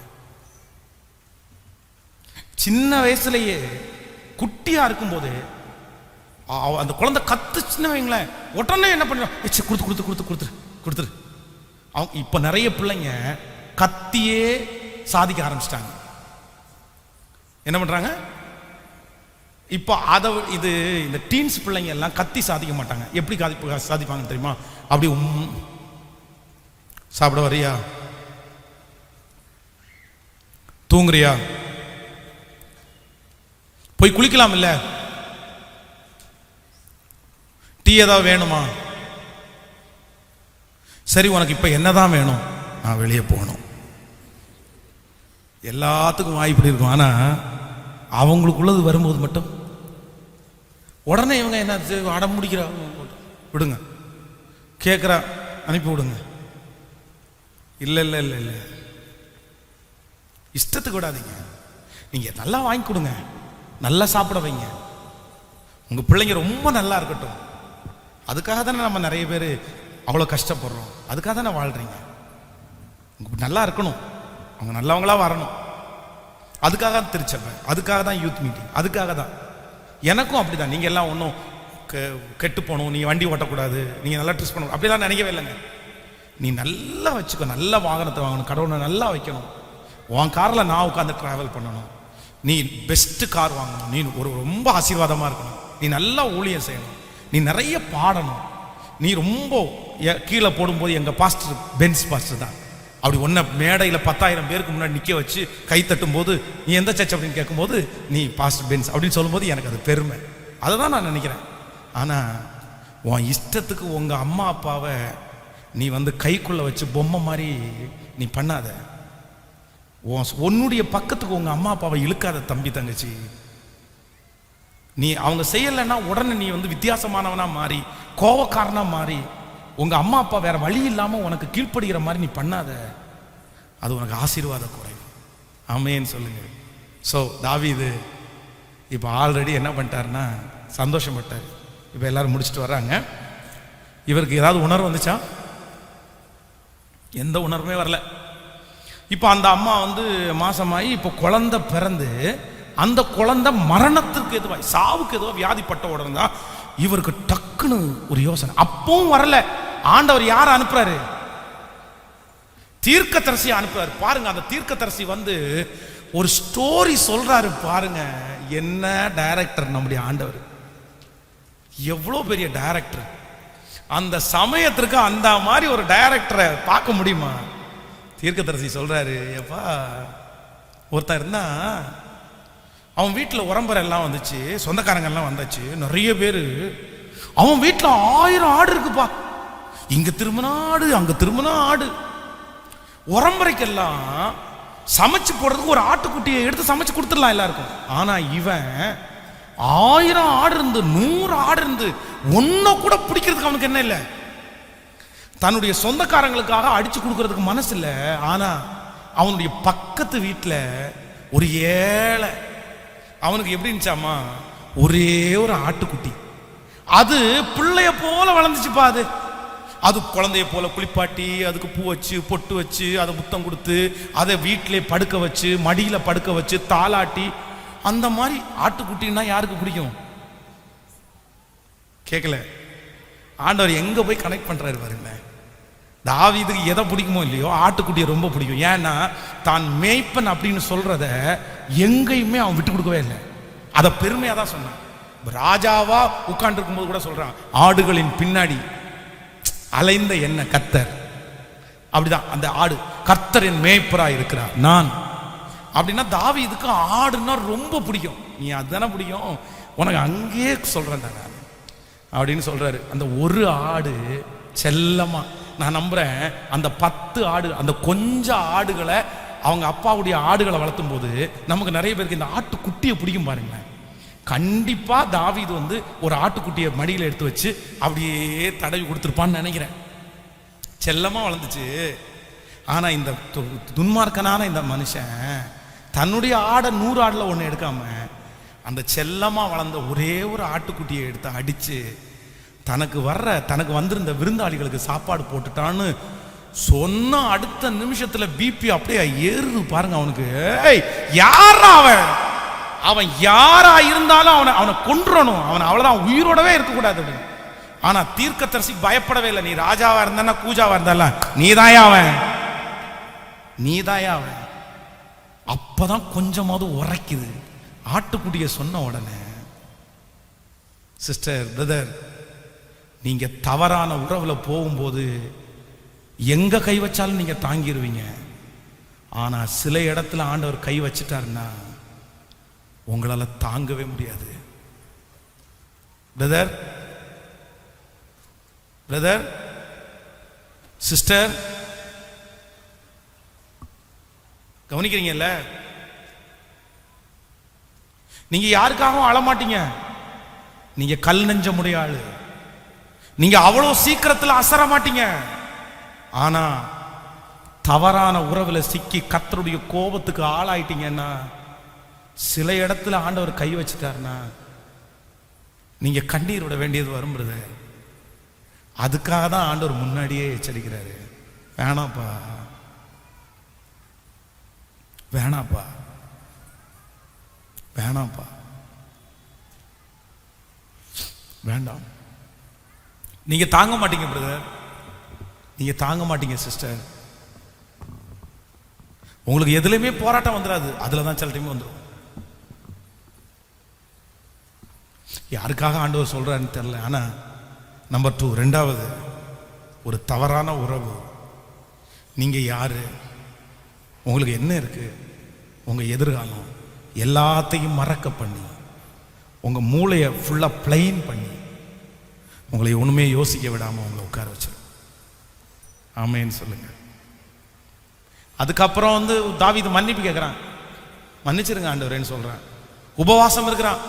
51வது சங்கீதத்தை எழுதுகிறான். தேவனே, சுத்த இருதயத்தை என்னிலே சிருஷ்டியும், நிலைவரமான ஆவியை என் உள்ளத்திலே புதுப்பியும். இதோ உள்ளத்தில் உண்மை இருக்க விரும்புகிறீர், அந்த கிரணத்தில் ஞானத்தை எனக்கு தெரியப்படுத்தும். என் தாய் என்னை பாவத்தில் கற்பம் தரித்தாள், இதோ நீர் என்னை யூசோப்பினாலே கழுவி சுத்தமாக்கும், அப்பொழுது நான் சுத்தமாவேன். நீங்க இப்படி நடத்தினதுல இருந்து எனக்கு எல்லா சந்தோஷம் என்னை விட்டு போயிருச்சு ஆண்டவரே அப்படின்னா 51ஆம் சங்கீதம் முழுவதும் அவன் கதறல் ஜெபம் பண்ணி ஆண்டவர் சொல்லிட்டார், சரி அவனை மன்னிச்சிடுறேன். ஆனா ஒண்ணு, சத்துரு தூசிக்கிறதுக்கு நீ காரணமா இருந்தபடினால் உனக்கு பிறந்த பிள்ளை செத்துரும். நம்பர் 2, ரெண்டாவது, நீ மறைவிடத்துல செஞ்ச உன் பிள்ளை எழும்பி ஒளிப்பு இடத்துல செஞ்சிருவான். அவ்வளவுதான். மன்னிச்சிட்டேன். ஆனா நீ இந்த தவறான உறவுக்குள்ள போனதுனால அந்த பாதிப்பு, அந்த வலி நீ சாகர வரைக்கும் சுமந்து தாண்டா ஆகணும். வேணாம் பிரதர், வேண்டாம். நம்பர் 3, மூணாவதாக, தவறான உறவினுடைய விளைவை குறித்து தியானிச்சு முடிக்கலாம். நீங்கள் ஆதியாகமம் 38ஆம் அதிகாரத்திற்கு வாருங்கள்.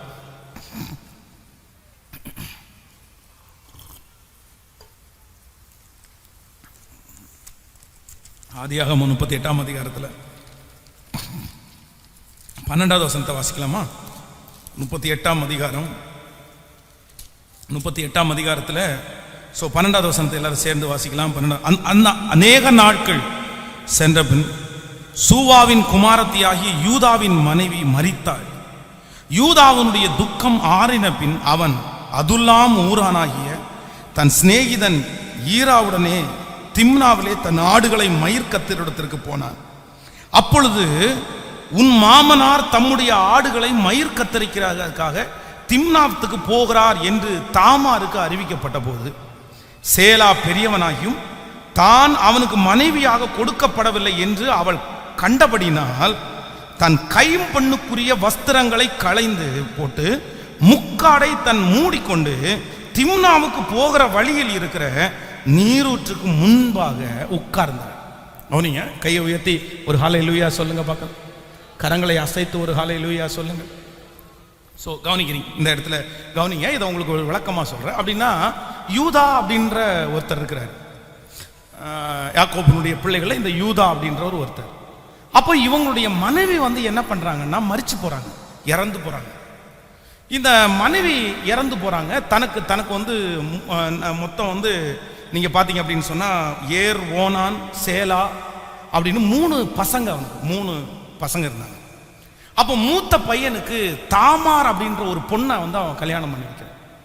ஆனால் நீங்கள் வேதத்தில் வாசிக்கும் போது நீங்கள் எழுதி கொள்ளுங்கள், வாசிக்க வேண்டாம், நீங்கள் எழுதி கொள்ளுங்கள். 38ஆம் அதிகாரம் 7ஆம் வசனம் சொல்லுது, இந்த ஏர் அப்படின்றவன் என்ன பண்ணனா கர்த்தரின் பார்வைக்கு பொல்லாதவனா இருந்தபடியினால் கர்த்தர் அவனை அழித்து போட்டான். அப்படின்னா இந்த யூதாவினுடைய மூத்த பையன் சரியில்லை, இந்த மூத்த பையன் பொல்லாதவனா இருக்கிறதுனால இந்த ஏர் அப்படின்றவனா ஆண்டவரே அடிச்சிட்டாரு, அவன் செத்துட்டான். இப்போ அவன் இறந்து போன உடனே இந்த தாமாரை அடுத்து யாருக்கு கல்யாணம் பண்ணி வைக்கிறாருன்னா அவருடைய அடுத்த மகன் ஓனான். நீங்கள் 8வது வசனத்தையும் 10வது வசனத்தையும் நீங்க வாசிக்கும் போது அங்க தெரியும், அந்த ஓனான் என்கிற அந்த மனுஷனுக்கு அவர் கல்யாணம் பண்ணி வைக்கிறார். கவனிங்க, இந்த ஓனான் யார் அப்படின்னு சொன்னா, இவனும் பாத்தீங்க அப்படின்னு சொன்னா இவனும் கர்த்தரின் பார்வைக்கு ரொம்ப பொல்லாப்பானதை செஞ்சான். இவன் என்ன செஞ்சான் அப்படின்றத பைபிள் தெளிவா சொல்லுது. அதை ரொம்ப டெலிபரேட்டா நம்ம சொல்ல முடியாது, ஆனாலும் வேதம் சொல்லி இருக்குல்ல, கண்டிப்பா நீங்க தெரிஞ்சுக்கணும். நீங்க ஒரு 7 வருஷத்துக்கு முன்னாடின்னு நினைக்கிறானே, அப்போ நிறைய பேர் பேனர்ல போர்டுல எல்லாம் பார்த்துருப்பீங்க. என்னன்னா ஒரு வேர்டு எழுதியிருக்கும், புள்ளி ராஜாவுக்கு எய்ட்ஸ் வருமா. இந்த விளம்பரத்தை பார்த்துருக்கீங்களா? அட பார்த்துருக்கீங்களா இல்லையா? பார்த்துருக்கோம்ல. அப்போ ஒரு ஒரு ஒரு ஒரு 10 நாள் 15 நாள் அப்படி அந்த கண்டினியூவா அந்த விளம்பரம் போயிட்டே இருந்துச்சு. அது கேள்விக்குறியா போட்டுட்டு அதுக்கப்புறம் அவங்க ஆன்சர் சொன்னாங்க. என்ன ஆன்சர் சொன்னாங்கன்னா, எய்ட்ஸ் வியாதிக்கு விழிப்புணர்வுடைய பேனர் அது. அப்ப அதுக்கு விழிப்புணர்வுக்கு என்ன யூஸ் பண்ணாங்கன்னா, இந்த மாதிரி நாங்க கொடுக்கிற பொருட்களை எல்லாம் நீங்க யூஸ் பண்ணிட்டீங்க அப்படின்னு சொன்னா எய்ட்ஸ் வியாதியிலிருந்து தடுத்துக்கலாம் உங்களை அப்படின்னு. அதுக்கப்புறம் அந்த விழிப்புணர்வு உண்டு பண்ணவங்க சில காரியங்களை நமக்கு அந்த படம் போட்டு அப்படி விற்கிறோம் அப்படின்னு எல்லாம் ஃப்ரீயா கூட அப்படி வாங்கிக்கலாம் அப்படின்னு சொல்லி போட்டாங்க. இந்த ஓனான் என்ன பண்ண அப்படின்னு சொன்னா, தன்னுடைய ஜீவனை, தன்னுடைய வித்தாவை என்ன பண்ணான்னா தரையிலே ஊற்றினான் அப்படின்னு பைபிள் சொல்லும். ஸோ வாலிப தம்பிங்க தங்கச்சிங்க, நான் ஓப்பனாகவே பிள்ளைகளை மாதிரி சொல்றேன், ரொம்ப கேர்ஃபுல்லு. நீங்க கர்த்தருடைய பார்வைக்கு இது பொல்லாப்பானதா இருந்துச்சாமா. சிலர் குழந்தை பிறக்க வேண்டாம், எனக்கு பிள்ளைய பிறந்தா படிக்க வைக்க முடியாது, எனக்கு ஸ்கூல் கட்டுறதுக்கு ஃபீஸ் இருக்காது, எனக்கு சின்ன சம்பளம், அதனால இந்த பிள்ளை பிறக்கிறத சிலர் ஜீவனை அப்படி அழிக்கிறவங்க நிறைய பேர் இருக்காங்க. அது பெரிய சாபம். பிள்ளைய கர்த்தர் பெற்றெடுக்க செய்யறாரா, அதை வளர்த்தக்கூடிய கிருபையை ஆண்டவர் தருவாரா தரமாட்டாரா? பிள்ளைகள் கர்த்தரால் வரும் சுதந்திரம், கர்ப்பத்தின் கனி அவரால் கிடைக்கும் பலன். எந்த ஒரு ஆண்டவருடைய பிள்ளையும் இப்படி ஆண்டவருடைய கோபத்துக்கு ஆளாயிடக்கூடாது. ஆண்டவருக்கு இந்த ஓனான் மேல பயங்கரமான அப்படி கோபம் ஆண்டவர் ஓனானை என்ன பண்ணிடுவாருன்னா அவனும் இறந்துருவான், செத்துருவான். இப்போ இந்த பொண்ணு எதுக்காக வெயிட் பண்ணுதுன்னா, அடுத்து யார் இருக்கான்னா சேலான்னு ஒருத்தர் இருக்கிறான். நீங்க அந்த வசனத்தை வாசிக்கும் போது இந்த சேலாவை இந்த யூதா கல்யாணம் பண்ணி கொடுக்க மாட்டேன் அப்படின்னு மனசுல நினைச்சுக்குவான். ஏற்கனவே 2 பையனை கல்யாணம் பண்ணி கொடுத்து இந்த பொண்ணுனாலேயே நம்ம தெரியல 2 பேரும் செத்து போயிட்டாங்க. அதான் இவர் ஐதீகம் பார்க்கறாருன்னு நினைக்கிறேன். இந்த பொண்ணை கல்யாணம் பண்ணலாம், இது பசங்க தப்பு பண்ணது யாரு? பசங்க அடிச்சது யாரு? கர்த்தர். ஆனா இந்த பொண்ணு தான் காரணம் அப்படின்னு நினைச்சிட்டு மனசுக்குள்ள இந்த கல்யாணம் பண்ணி கொடுக்க வேண்டாம்னு நினைச்சிட்டு பொண்ணுட்ட என்ன சொல்றான் அப்படின்னா, நீ என் பையன் வளரட்டும், வளர்ந்ததற்கு பிறகு உனக்கு கல்யாணம் பண்ணி தர அப்படின்னு சொல்லிட்டேன். ஆனா இவர் கல்யாணம் பண்ணி கொடுக்கவே இல்லை. இப்போ இந்த தாமார் என்ன பண்றாங்கன்னா, இந்த யூதாவுடைய மனைவி இறந்து போன உடனேயே இவர் மயிர் கத்தரிக்கிறதுக்காக இடத்தை விட்டு இடம் போறாரு. போகிற வழியில ஒரு தாசி மாதிரி அப்படியே மூஞ்சில முக்காடெல்லாம் போட்டுட்டு உட்கார்ந்த உடனே இவர் இந்த யூதா என்ன பண்றான் அப்படின்னு சொன்னா, அவன் ஒரு தப்பு அப்படின்னா தவறான அந்த பழக்கத்திற்கு அப்படி போய் அவங்கள கூப்பிட்டு அங்க வேசித்தனம் நடக்குது. நாட்கள் தாண்டிருச்சு. அப்ப அந்த பொண்ணு கேக்குது, எனக்கு ஏதாவது ஒண்ணு வேணும் அப்படின்னு கேக்குது. இவன் கையில பணம் இல்லை. உடனே அவன் என்ன பண்றான்னா, என்கிட்ட ஒண்ணுமே இல்லையே உனக்கு கொடுக்கறதுக்கு. அப்படி ஒன்றும் பிரச்சனை இல்லை, ஏதாவது ஒரு 2 பொருளை எனக்கு கொடுங்க, நான் அதை வச்சுக்கிறேன், நீங்க எனக்கு பரிசை கொடுக்கும்போது நான் அதை திருப்பி கொடுத்துறேன்னு சொல்லி அவனுடைய முத்திரை மோதிரத்தை அந்த கோலையும் அவன் வாங்கிடுவான். இவருடைய பிளான் வேற, வாங்கிட்டு எஸ்கேப் ஆயிடும். ஆனா இவன் ஒரு வேலைக்காரனை கூப்பிட்டு, எப்பா நீ ஒரு ஆட்டுக்குட்டியை கொண்டு போய் இந்த இடத்துல ஒரு பொண்ணு இருக்கும், அவளுக்கு கொடுத்து என்னுடைய மோதிரத்தையும் கைக்கோலையும் வாங்கிட்டு வான்னு அனுப்பி விடுவான். அவன் போய் ஊர் ஃபுல்லா தேடுவான், அவளை கண்டுபிடிக்கவே முடியாது. திரும்பி சொல்லுவான், ஐயா இந்த மாதிரி நான் கண்டுபிடிக்கவே இல்லை அவளை. உடனே அந்த இடத்துல நீங்க வாட்சி பார்த்தீங்கன்னா ஒரு வார்த்தை சொல்லுவோம். யூதா என்ன சொல்லுவான்னா, சரி போனா போட்டும் பிரச்சனை இல்லை, பட் இதனால நமக்கு ஏதாவது அசிங்கம் வராம இருந்தா அது போதும், முத்திர மோதிரமும் கோலும் போறதை பற்றி பரவாயில்ல அப்படின்னு சொல்லி விட்டுருவாரு.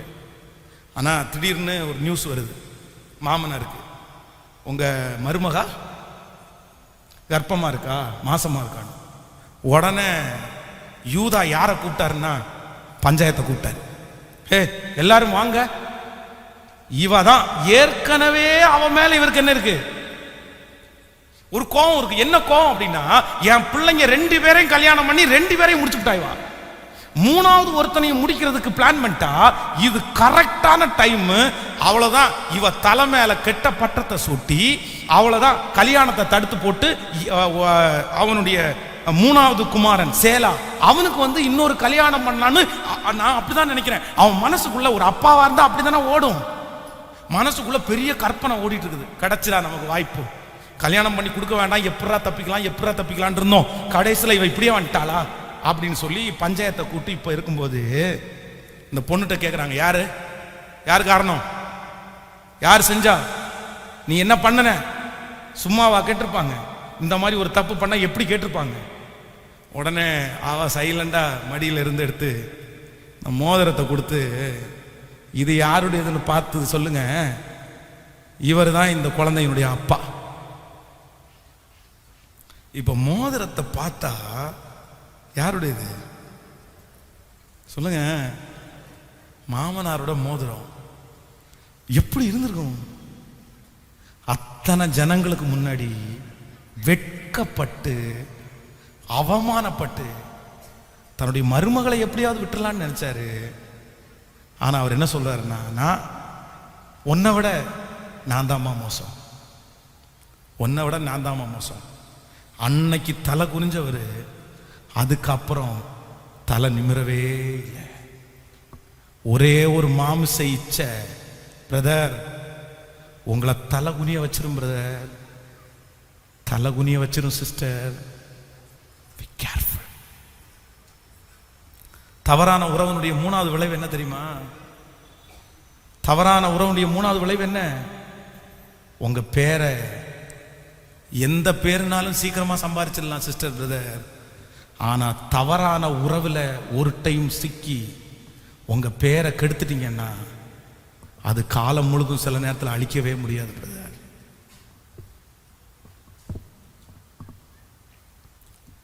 அழிக்கவே முடியாது, யாரும் மறைக்க முடியாது, யாரும் மறைக்க முடியாது. ஒரு சம்பவத்தை சொல்லி உங்களுக்கு ஜெபித்து நான் முடிக்கிறேன். எங்க ஊர்ல ஒரு பெரிய மிலிட்டரி மேன், நல்ல மிலிட்டரி மேன். அந்த மிலிட்டரி மேன் வந்து மிலிட்டரியில் முடிச்சுட்டு வரும்போதெல்லாம் பார்த்தீங்கன்னா, மிலிட்டரியில் வந்து இந்த சாராய பாட்டில் கொடுப்பாங்க பாருங்க. எங்கள் அப்பாவுக்கு ப்ரொவைட் பண்ணுறதே அவர் தான், இது வந்து எங்கள் அப்பாவுக்கு கொடுக்குறதே அவர் தான் வச்சுக்கோங்க. ஆனால் எங்கள் அப்பா குடியை முடிச்சதுக்கப்புறம் எனக்கு வேண்டான்னு விட்டார். அவர் ஃபாரின்லேருந்து வர்றாருன்னு கேள்விப்பட்ட உடனே ஒரு 20 வருஷத்துக்கு முன்னாடி எல்லாம் பார்த்தீங்க அப்படின்னு சொன்னால் இது மிலிட்ரியில் இருக்கிறதும் அவ்வளோ பெரிய ஃபேமஸ். எங்கள் ஊரை பொறுத்த அளவில் பெரிய ஃபேமஸ். அவர் வர்றதுக்கு 1 வாரத்துக்கு முன்னாடியே எங்களுக்கு எல்லாருக்கும் தெரியும், மிலிட்ரி மேன் வர்றாரு அப்படின்னு. உடனே நாங்கள்லாம் பார்த்தீங்க அப்படின்னு சொன்னால் அவர் வரும்போது இப்படி பார்த்துட்டே இருப்போம், மிலிட்ரி மேன் யாரா, அவர் பயங்கரமாக இருப்பார் போல தெரியுது, ஹைட்டாக இருப்பார் போல தெரியுது, ஜிம்பாடியாக இருப்பார் போல தெரியுது அப்படின்னு அவர் ஆசையாக பார்ப்போம். அவர் எங்கள் வீட்டில் உட்கார்ந்து வந்து பேசுகிறத பெரிய பாக்கியமாக நினைப்போம், அப்படி தான் நினைப்போம். அது ஒரு கிராமத்து இது, உங்களுக்கு புரியும்னு நினைக்கிறேன். ஆமாம், அப்படி இருந்துச்சு. அப்போது அவர் வந்து தன்னுடைய மனைவி 1 மாதம் 2 மாதம் லீவுக்கு வருவார்.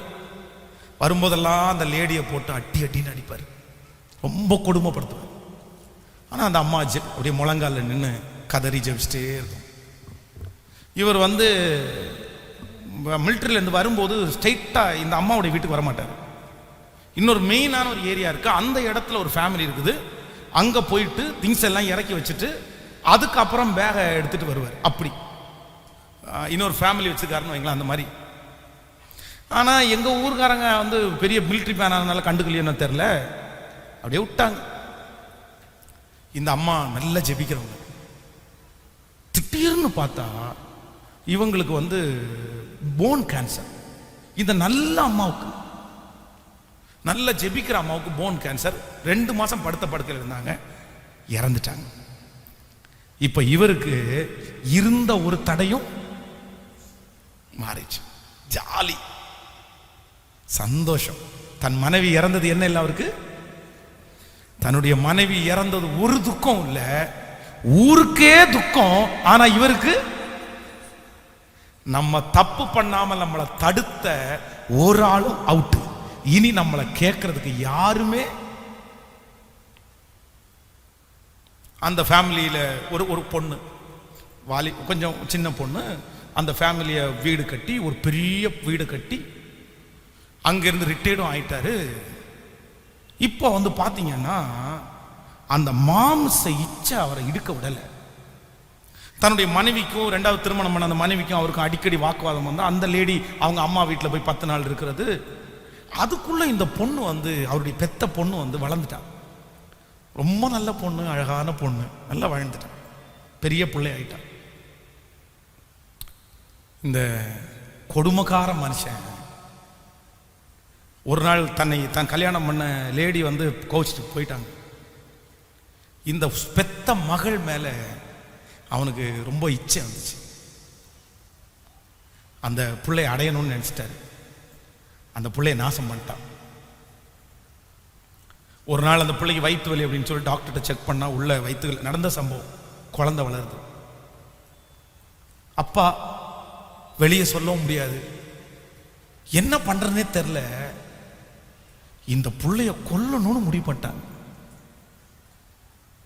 வீட்டினுடைய பொருட்களை எல்லாத்தையும் இழுத்து கீழே போட்டு உடைச்சிட்டு, மோட்டரில் தண்ணியை திறந்து வீட்டுக்குள்ள விட்டுட்டு, தலைகாணி எடுத்து அந்த பிள்ளையினுடைய மூஞ்சில வச்சு தன் பெத்த மகளை அந்த அந்த அந்த அந்த கையவன் கொன்னுட்டாங்க. போலீஸுக்கு ஃபோன் பண்ணி, என் வீட்டில் வந்து நகையை வச்சிருந்தோம், நகையை திருடிட்டாங்க, நகையை திருடிட்டு என் பிள்ளையும் கொன்னுட்டு போயிட்டாங்கன்னு போலீஸுக்கு ஃபோன் பண்ணிட்டாங்க. போலீஸ் எல்லாம் வந்தாங்க, வந்து எல்லாத்தையும் பார்த்து எல்லாத்தையும் எடுத்துட்டு போயிட்டாங்க. விசாரிக்காம இருப்பாங்களா? அக்கு வேற ஆணி வேர் பார்த்து பார்த்து பார்த்து பார்த்து பார்த்து யார் வந்தா என்ன இருந்தா எல்லாத்தையுமே விசாரிச்சு தன்னுடைய மகளை கொன்னது இவன் தான் அப்படின்னு கண்டுபிடிச்சிட்டாங்க. அதுக்கப்புறம் ஜெயிலில் போட்டாங்க. ஜெயிலில் போடுறதுக்கு முன்னாடி மிகப்பெரிய பலசாலி. எங்கள் அம்மா அப்பாட்ட கேட்டேன், ஒரு நாளாவது போய் பார்த்தீங்களா இந்த மனுஷனை அப்படின்னு. உடனே எங்கள் அம்மா அப்பா சொல்கிறாங்க அழுதுட்டு, அவன் நிலைமை யாருக்கும் வரக்கூடாதுப்பா, அவன் நிலைமை யாருக்கும் வரக்கூடாது. என் ஊரில் இருக்கிற எல்லாருமே அவனை போலீஸ் அரெஸ்ட் பண்ணிட்டு போகும்போது யாருமே அவனுக்காக பரிதாபப்படலைங்க. பெத்த அம்மாவும் அப்பாவும் லெட்டரில் இது என் பிள்ளை இல்லைன்னு எழுதி கொடுத்துட்டாங்க. ஊரில் இருக்கிற அத்தனை பேரும் அப்படியே காரி காரி துப்பிட்டாங்க. எல்லாம் துப்பிட்டாங்க. எல்லா அவமானத்தையும் சுமந்து ஜெயிலில் போய் யோசிச்சு யோசிச்சு யோசிச்சு துக்கப்பட்டு துக்கப்பட்டு துக்கப்பட்டு சமீபத்தில் ஒரு 2 இயர்ஸ்க்கு முன்னாடி ஜெயிலையே இறந்துட்டார். என்ன ஃபேமஸ். நான் எல்லாம் நினைக்கிறேன், அவர் ஊருக்கு வர்றாருன்னு நினைச்சா அவரை பார்க்கறதுக்கு அவ்வளோ. பிரதர் சிஸ்டர், ரொம்ப ஜாக்கிரதையா இருங்க. மாம்சத்தை அடக்கல என்ன வாழ முடியாது. தவறான உறவு வேண்டாம், சும்மா கூட வேண்டாம். நீங்க தப்பு பண்ணாத ஆளா இருக்கலாம், நீங்க மாம்சத்துல எந்த தப்பும் பண்ணல. நான் சொல்றேன், கண்ணுல தப்பு பண்ணாலும் தப்பு தான், வார்த்தையில தப்பு பண்ணாலும் தப்பு தான், சிந்தையில தப்பு பண்ணாலும் தப்பு தான். ஒரு ஸ்திரீயை இச்சையோட பார்க்கிறவன் அவளோட விபச்சாரம் செய்தாயிற்று. ஆண்டவர் நல்ல குடும்பத்தை கொடுக்காரா, நல்ல பிள்ளைகளை கொடுக்குறாரா? உன் குடும்பத்தை நல்லா பாருங்க, சந்தோஷமா வாழுங்க, எல்லா இடத்துலையும் சந்தோஷமா இருங்க. ஆனா தவறான உறவுகளுக்கு மட்டும், யாரா இருந்தாலும், வாலிப தம்பி தங்கச்சி, உனக்கு ஏற்ற நாட்களில் ஆண்டவர் திருமண காரியத்தை வாய்க்க பண்ணுவார். உனக்கு நல்ல கணவனார், நல்ல மனைவி ஆண்டவர் தருவார். ஆனா காலத்துக்கு முன்னாடி அவசரப்பட்டு உன் கற்பை இழந்துராதம்மா, உன் சரீரத்தை இழந்துராதம்மா. உன் அழகை யாரோ ஒருத்தர் ரசிக்கிற அளவுக்கு நீ வந்துடாதப்பா, வேண்டாம்ப்பா. நீ இன்னைக்கு விளையாட்டுத்தனமா பேசுறது நாளைக்கு திருமணம் ஆனதுக்கு அப்புறம் உனக்கே ஆபத்தா வந்து முடிஞ்சிரும்ப்பா. நீ பேசவே வேண்டாம்னு நான் உன்கிட்ட சொல்லல, நீ லிமிட். ஆனா ஒருத்தருடைய ஒரு பையனுடைய வண்டிக்கு பின்னாடி நீ போய் உட்காரும் போது நாளைக்கு உன் எதிர்காலத்தை குறித்து நீ எப்படி ஏதாவது யோசிச்சு பார்த்தியா?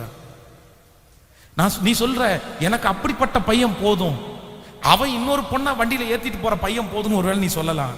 ஆனா நான் கேட்கிறேன், அதெல்லாம் ஒரு வாழ்க்கையாப்பா? அதெல்லாம் ஒரு வாழ்க்கையா? நீங்களே அப்படி இருந்தா உங்களுக்கு வர்ற சன்னதி எப்படி வளரும்? வேண்டாம் வேண்டாம். கொஞ்சம் நல்ல சந்தோஷமா உங்களுக்கு இருக்க டெம்டேஷன்ஸ் தெரியும், உங்களுக்கு இருக்க போராட்டம் தெரியும், உங்களுக்கு நிறைய ஃப்ரீடம், நிறைய எல்லாமே எனக்கு தெரியும். ஆனாலும் உன் வாழ்க்கை கெட்டு போகக்கூடாதுன்றதுல உங்க அம்மா அப்பா எப்படி கரிசனையா இருக்காங்களோ அதை விட 1 மடங்கு நான் கரிசனையா இருக்கப்பா. உனக்கு கல்யாணம் பண்ணி வைக்கும்போது சந்தோஷமா கல்யாணம் பண்ணி வைக்கணும்னு நினைக்கிறேன். உன்னை குறித்து சாட்சி சொல்லும்போது ரொம்ப நல்லா சொல்லணும்னு நினைக்கிறேன். ஆனா மனசுக்குள்ள ஒன்று வச்சுட்டு வெளியே நீ நல்லவன் அப்படின்னு எப்படி சொல்ல முடியும்? அதனால உன் வாழ்க்கையை கெடுத்துறாதப்பா. சர்ச்சுக்கு வந்துட்டு ஆண்டவரை ஆராதிச்சுட்டு இவ்வளோ பெரிய தேவாலயத்தில் வந்துட்டு நீ கெட்டு போறது எனக்கும் விருப்பம் இல்லை, ஆண்டவருக்கும் விருப்பம் இல்லை. யாராவது ஒருத்தர் அப்படி இருப்பீங்கன்னா, ஆண்டவர் உங்கள்கிட்ட பேசுவாருன்னா தயவுசெய்து இன்னைக்கே கான்டாக்ட் அந்த நம்பரை டெலீட் பண்ணிடுங்க. இன்னைக்கே பேசுறதை விட்டுருங்க, இன்னைக்கே தூக்கி போட்டுருங்க. வேண்டாம் வேண்டாம். உங்களுக்கு இயேசு போதும். அவரே உங்கள் நாயகன், அவரே உங்கள் ரட்சகர். எல்லாரும் கையை மேல உயர்த்து.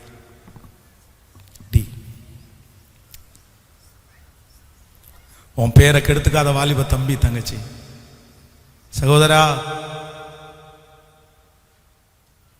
நீ மேடையில் நிற்கும் போது எல்லாரும் உன்னை நல்லா பார்க்கும்போது அவங்க மட்டும் உன்னை தப்பா பார்ப்பாங்கல்லப்பா. உனக்கு ஒரு பட்ட பேர் வச்சே உன்னை கூப்பிட்டுருவாங்கல்லப்பா. நீ எப்படிப்பா தாங்குவ? அவங்கள பார்க்கும் போதெல்லாம் உன் மனசுக்கு கூச்சமா இருக்கும்லப்பா. எல்லாரும் கையை உயர்த்தி, யாரும் நல்லவங்க இல்லை நல்லவங்களும் இல்லை நான் சொல்லுவேன். ஒரு வார்த்தை எக்ஸ்ட்ரா பேசினா கூட, மறைமுகமா பேசினா கூட நான் சொல்றேன் அது தப்பு தான். தயவு செய்து மன்னிப்பு கேளு. பிரதர் மன்னிப்பு கேளுங்க, சிஸ்டர் மன்னிப்பு கேளுங்க. ஒரு வார்த்தை கூட உங்க மனசுக்குள்ள டிஃபரெண்டா யோசிச்சு பேசிருக்கீங்கன்னா கூட அது கூட தப்பு தான். கையை உயர்த்தி ராஜா. ஓ ஜீசஸ் ஜீசஸ் ஜீசஸ் ஜீசஸ். நன்றி ஆண்டவரே, நன்றி. ஓ மண்ணான மனிதனா என்னால் ஏதுமாகுமா? மண்ணான மனிதனா என்னால் ஏதுமாகுமா? உம் பிள்ளையாய் நான் வாழ முடியுமா? உம் பிள்ளையாய் நான் வாழக்கூடுமா? பாவியின் மீது ஏன் இந்த அன்பு ஒன்றும் புரியலை. சித்தம்மன் மீது வைத்திட்ட பின்பும் வாழ தெரியலை, இன்னும் வாழ தெரியலை. பாவியின் மீது ஏன் இந்த அன்பு ஒன்றும் புரியலை. சித்தம்மன் மீது வைத்திட்ட பின்பும் வாழ தெரியலை, இன்னும் வாழ. 2 கரங்களை மேல உயர்த்தி, தேவனே ஜீவனே, தேவனே என் ஜீவனே, இயேசுவே வழி சத்தியமே. தேவனே என் ஜீவனே, இயேசுவே. முழு பலத்தோடு கையை உயர்த்தி, தேவனே தேவனே சுத்த இருதயத்தை என்னிலே, நிலைவரமான ஆவி என் உள்ளத்திலே புதி. தேவனே இயேசுவே வழி சத்தியமே. தேவனே என் ஜீவனே இயேசுவே வழி தேவனே உமது மிகுந்த கிருபையின்படி எனக்கு இரங்கும். உமது மிகுந்த இரக்கத்தின்படி என் மீறுதல்கள் நீங்க என்னை சுத்திகரியும். என் அக்கிரமம் நீங்க என்னை முற்றிலும் கழுவி என் பாவமறை என்னை சுத்திகரியும். ஆண்டவரே, என் மீறுதல்களை நான் அறிந்திருக்கிறேன். என் பாவம் எப்பொழுதும் எனக்கு முன்பாக நிற்கிறது.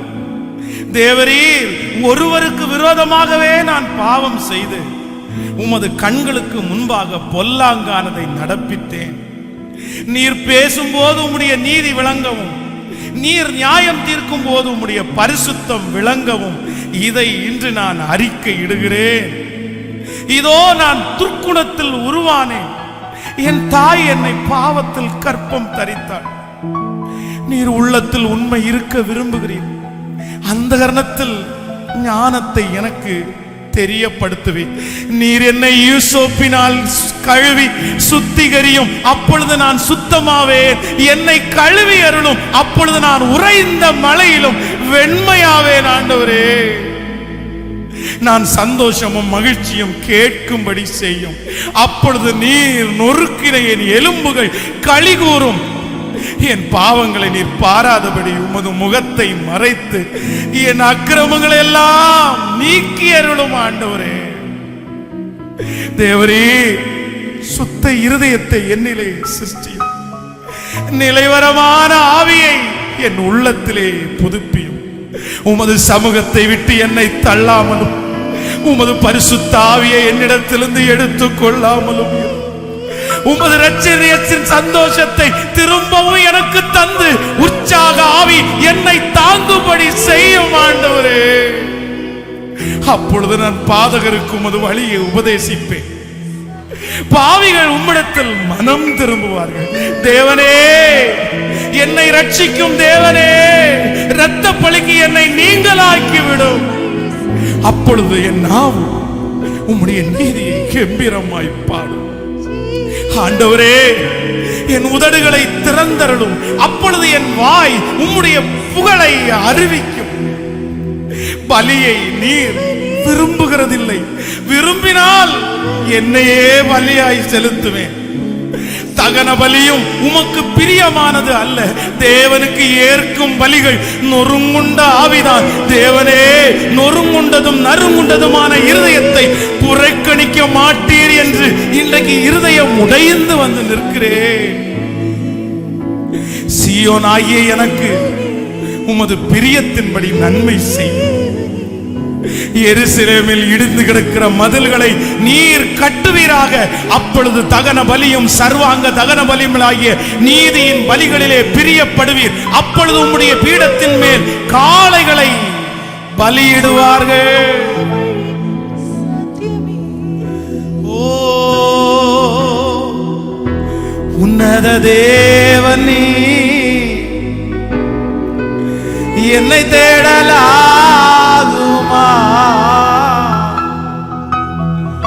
உன்னத தேவனே, என்னை தேடலாகுமா? கைய மேல உயர்த்தி, உம்மோடு நான் முடியுமா? உம்மோடு நான் வாழ முடியுமா? பாவி என் மீது ஏன் இந்த அன்பு?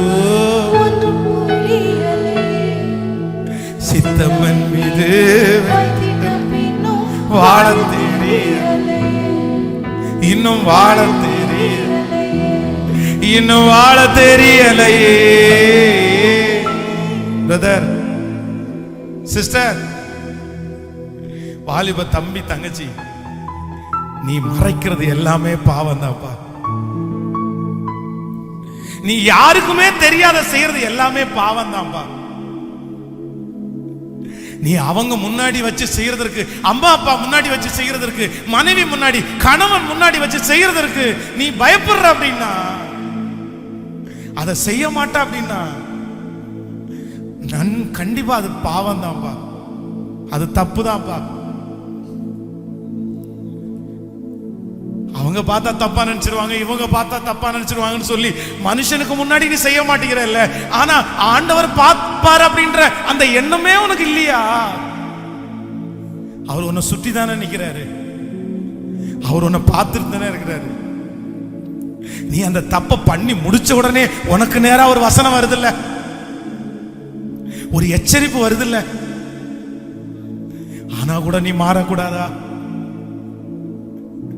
ஆனா கூட நீ மாறக்கூடாதா? வாலிப தம்பி, மண்ணுக்காக மாணிக்கத்தை விட்டுறாதப்பா, மண்ணுக்காக மாணிக்கத்தை விட்டுறாதப்பா, மண்ணுக்காக மாணிக்கத்தை விட்டுறாதப்பா. இயேசு உனக்கு மாணிக்கமான எதிர்காலத்தை தேடி வச்சிருக்கிறாரு. உனக்கு ஒரு எதிர்காலம், உங்க அம்மா ஜெபம், உங்க அப்பா ஜெபம், பாஸ்டருடைய ஜெபம் உனக்கு ஒரு பெரிய எதிர்காலத்தை அமைச்சு வைக்கிறது.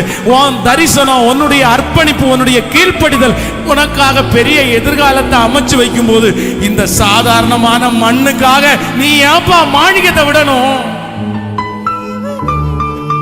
கையை உயர்த்தி, இனி உம்மை விட்டு தூரம் போக மாட்டாண்டோரே சொல்லுங்க, சத்தத்தை உயர்த்தி சொல்லுங்க.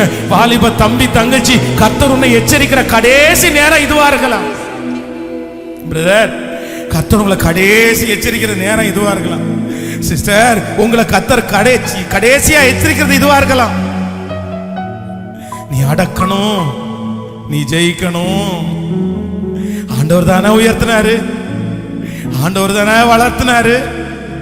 அதான் ஆண்டவர் அடிக்கடி கேட்கிறாருல, என்னை விட்டு நீ மாயை பின்பற்றி போகிறதுக்கு என்னிடத்துல நீ என்ன அநியாயத்தை கண்டாய்? என்னை விட்டு நீ துன்மார்க்கமா போறதுக்கு, என்னை விட்டு மறைவா நீ பாவம் செய்யறதுக்கு என்கிட்ட என்ன அநியாயத்தை கண்ட? உனக்கு நான் அப்படி என்ன அநியாயத்தை வச்சேன்? உனக்கு என்ன குறை வச்சேன்? உன்னை என்ன விதத்துல உன்னை விட்டேன்? உன்னை கைவிட்டனா? உன்னை சாகடிச்சுனா? மரணமே உன்னை சுற்றி நெருங்கி நிற்கும் போது நான் உன்னை கைவிடல. மரணத்துக்கு உனக்கும் ஒரு அடி தூரம் கூட இருக்கும் போது கூட நான் உன்னை கைவிடல. உன் தலை பக்கத்துல மரணம் போச்சு இல்ல, உன் தலை பக்கத்துல டயர் போகும்போது அங்க கூட நான் உன்னை காப்பாத்தினேன்ல, உன்னை நான் போசிச்சேன்ல, பஞ்சமுள்ள காலத்துல உன்னை போசிச்சேன்ல, இந்த கொரோனா பிரச்சனை டைம்ல கூட உன்னை நான் கைவிடவே இல்லையே. அப்ப ஏன் நீ என்னை விட்டு போன? என்னை விட்டு போறதுக்கு நீ என்ன அநியாயத்தை கண்ட? என்ன அநியாயத்தை கண்ட? உனக்கு நான் என்ன குறை வச்சேன்? வீடு கேட்ட வீடு கொடுத்துட்டேன், வண்டி கேட்ட வண்டி கொடுத்துட்டேன், எல்லாமே கொடுத்துட்டேனே.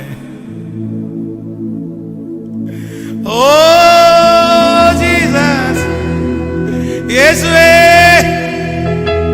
உனக்கு தகுதியே இல்ல, ஆனா நான் உன்னை உட்கார வச்சேனா இல்லையா? உனக்கு என்ன தகுதி இருக்குது? நீ இப்ப உட்கார்ந்து இருக்கிற அந்த சீட்ல நீ உட்கார்றதுக்கு உனக்கு என்ன தகுதி இருக்குது? இப்ப நீ செய்யற வேலைக்கு உனக்கு என்ன தகுதி இருக்குது? இப்ப நீ செய்யற ஊழியத்துக்கு உனக்கு என்ன தகுதி இருக்குது? இப்ப நீ சம்பாதிக்கிற சம்பாத்தியத்துக்கு உனக்கு என்ன தகுதி இருக்குது? உனக்கு ஒரு தகுதி இருக்கா? ஒரு தகுதி இருக்கா? உன்னை எங்க இருந்தோ கொண்டு வந்து எல்லாருமே உன்னை வேண்டான்னு ஒதுக்கும் போது நான் உன்னை தேடி வந்து உன்னை கட்டி பிடிச்சி உன்னை முத்தம் கொடுத்து நீ பாதுகாப்பா இருக்கணும், நீ நல்லா வரணும்னு நினைச்சு நீ நினைக்காத ஒரு இடத்துல உன்னை கொண்டு போய் வச்சு அழகு பார்த்தேனே, நீ எனக்கு கொடுக்கிற பரிசு இதுதானா?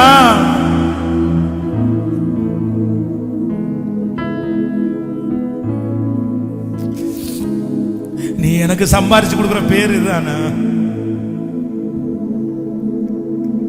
இதுக்காக நான் உன்னை விளைச்சேன், இதுக்காக நான் உன்னை தேர் பிரிச்சேன், இதுக்காக நான் உன்னை கூட்டு வந்தேன்.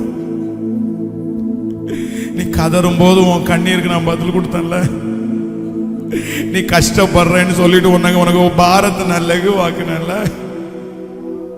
உன் குடும்பத்துல யாருக்குமே கிடைக்காத உனக்காக நான் செஞ்சேன்ல, உன் வம்சத்துல யாருமே உட்காராத இடத்துல உன்னை உட்கார வச்சேன்ல, நீ எனக்கு என்ன செஞ்ச?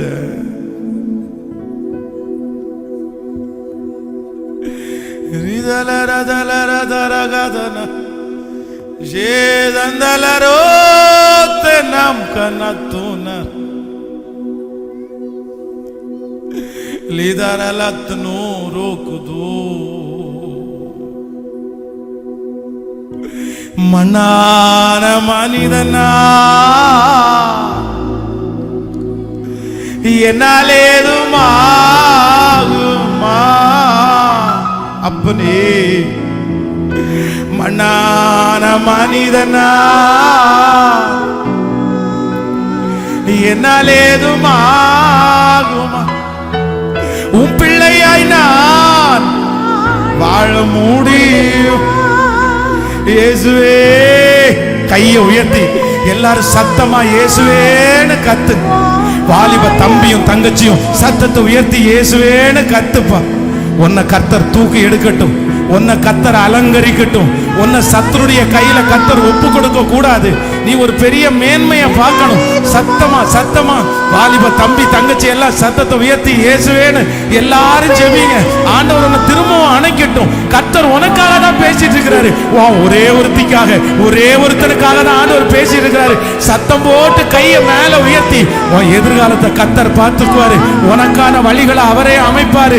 அவர் கண்டிப்பா கைவிடுகிற ஆண்டவர் அல்ல. சத்தத்தை உயர்த்தி இயேசுவேன்னு. பத்தாது. இந்த இடத்துல ஒரு எழுப்புதல் வேணும். திருச்சபையில் ஒரு எழுப்புதல் வேணும். நீங்க கண்ணீர் விட்டு மனம் திரும்பும் போது எழுப்புதல் ஆரம்பிச்சிடும். கோயம்புத்தூர் பட்டணத்துல எழுப்புதல் ஆரம்பிச்சிடும். தமிழ்நாட்டில் எழுப்புதல் ஆரம்பிச்சிடும். தேசத்துல எழுப்புதல் ஆரம்பிச்சிடும். கையை உயர்த்தி இயேசுவேன்னு. பத்தாது. சத்தத்தை உயர்த்தி எல்லாரும் தொண்டை கட்டுற அளவுக்கு இயேசுவேன்னு கூப்பிடுவா. பிரதர் கூப்பிடுங்க. நம்ம வம்சத்துல யாரும் அப்படி இருக்க கூடாது. நம்முடைய குடும்பத்துல யாரும் அப்படி இருக்க கூடாது. உங்க பிள்ளைங்க அப்படி இருக்க கூடாது. அந்த மனைவியை கர்த்தர் சந்திக்கணும். அந்த கணவனார கர்த்தர் சந்திக்கணும். அந்த பிள்ளைய கர்த்தர் சந்திக்கணும். கேளுங்க, வாலிப தங்கச்சிங்க தம்பிங்க அழுது கொண்டே கேள. நீ நிக்கணுமா? நீ நிக்கணும்பா. அடுத்த ஜெனரேஷனுக்கு நீ நிக்கணும். அடுத்த ஜெனரேஷனுக்கு நீ நிக்கணும். உன் வார்த்தைக்கு ஜனங்கள் பயப்படணும். கர்த்தர் உன் கூட இருக்கிறத எல்லாரும் பார்க்கணும். நீ பரிசுத்தமுள்ள ஒரு தேவனுடைய பிள்ளைன்னு நெஞ்ச நிமித்து கர்த்தருக்கு முன்னாடி நிக்கணும். ஹalleluya. உன்னை பார்த்து பரலோகம் ஆச்சரியப்படணும். உன்னை பார்த்து தூதர்கள் சல்யூட் அடிக்கணும். சொல்லு வாலிப தம்பி, சத்தத்தை உயர்த்தி இயேசுவேன்னு நீ கூப்பிடு. ஹalleluya. உன் குடும்பத்துல இருக்கிற தேவ மனுஷன் நீதான். உன் குடும்பத்துல இருக்கிற தேவ மனுஷி நீதான். கேளு சத்தமா. நாம் பின்மாற கூடாது ஆண்டவரே. நாம் பேக் அடிக்க கூடாது ஆண்டவரே. நாம் வெளியே போயிட கூடாது ஆண்டவரே. சொல்லுங்க. நீங்க சொல்றதெல்லாம் கர்த்தர் செய்வாரு. நீ அழ முடிஞ்சா அழுது கர்த்தரிடத்துல கேளு. ரீதாலாரா ஷேகரத்தனரோலா லேதரலம் கனதோரத்தனே ஷௌதுரலரதகலதஷ் ரோதலரமா. ஆண்டவரனை ரொம்ப நம்புறாருப்பா. அம்மா, ஆண்டவரனை ரொம்ப நம்புறம்மா. உன்னை ரொம்ப நம்புறாருப்பா. உன்னை ரொம்ப நம்புறாருமா. நீதான் நிக்கணும். ஹalleluya. மேகம் போன்ற இத்தனை திரளான சாட்சிகள் உன்னை சுற்றி நெருங்கி நிற்கும் போது உனக்கு விரோதமாய் சத்துரு கொண்டு வருகிற பாரமான யாவற்றையும் பாவத்தையும் உதறி தள்ளிவிட்டு விசுவாசத்தை துவக்கிறவரும் முடிக்கிறவருமாகிய அவர் நியமித்திருக்கிற ஓடத்துல நீ ஓடணும். உன் கையில கர்த்தர் லட்சங்களை தருவாரு. உன் கையில கர்த்தர் கோடிகளை தருவாரு. உன்னை கர்த்தர் ரொம்ப நம்புவாரு. உன் குடும்பத்தை கர்த்தர் ரொம்ப நம்புவாரு. கையை மட்டும் தளர்ந்தா கூட, வலிச்சா கூட விடாம கையை உயர்த்தி சத்தமா இயேசுவேன்னு. அம்மாங்க, நீ உன் பிள்ளைகளுக்காக அழுகிற அழுக, உன் பேர பிள்ளைகளுக்காக அழுகிற அழுக இன்றைக்கே கர்த்தர் அந்த ஜெபத்தை கேட்டு இன்னைக்கு உங்க சத்தம் கர்த்தர் சமூகத்துல போய் எட்டிரும். இன்றைக்கு உங்க சத்தம் கர்த்தர் சமூகத்துல போய் எட்டிரும். ஹalleluya. வானம் திறந்திருக்கிறது. தேவ தூதர்கள் ஏறுகிறவர்களும் இறங்குறவர்களுமா இருக்கிறார்கள். இதோ இந்த கூட்டத்திலேயே கர்த்தர் நிறைய பேரை தெரிந்து கொள்ளுகிறார். கர்த்தர் உங்களை தெரிந்து கொள்ளுகிறார். நிறைய வாலிப தங்கச்சிய. ஹalleluya. நீ வித்தியாசமாய் உண்டாக்கப்பட்டவன். நீ அழைக்கப்பட்டவன். ஹalleluya. ரித்தலரம் கனதோரப சேத்தலரம் குனோத சந்தலவோரக்கதரோதலரம் ரிதலரம் தனோரக்கதேரலரம் ரௌதுலோரல சேகரௌதுரோலரம். உடைய பிள்ளைகள் எல்லாரையும் ஆசீர்வதிக்கிறார். உமக்காக வாழ, உமக்காக ஓட, இந்த சத்தத்தை கேட்கிறவர்கள் எங்கிருந்தாலும் அவங்க இருக்கிற இடங்களெல்லாம் இந்த அபிஷேகம் அவங்கள பற்றி பிடிக்கட்டும். இந்த கமிட்மெண்ட்டுக்குள்ள வரட்டும் ஆண்டவரே. இந்த செய்தி லட்சக்கணக்கான பேர் மனம் திரும்புதலுக்கு வாய்ப்பாக அமைஞ்சிரட்டும்பா. இது ஆண்டவர் அறியாதவங்களுக்கு கூட போய் சேரட்டும் ஆண்டவரே. இதன் மூலமாக ஒரு பெரிய அறுவடை எங்கள் தேசத்திலே உண்டாவதாக இயேசுவின் மூலம் ஜெபம் எடுக்கிறோம் நல்ல பிதாவே, ஆமென்.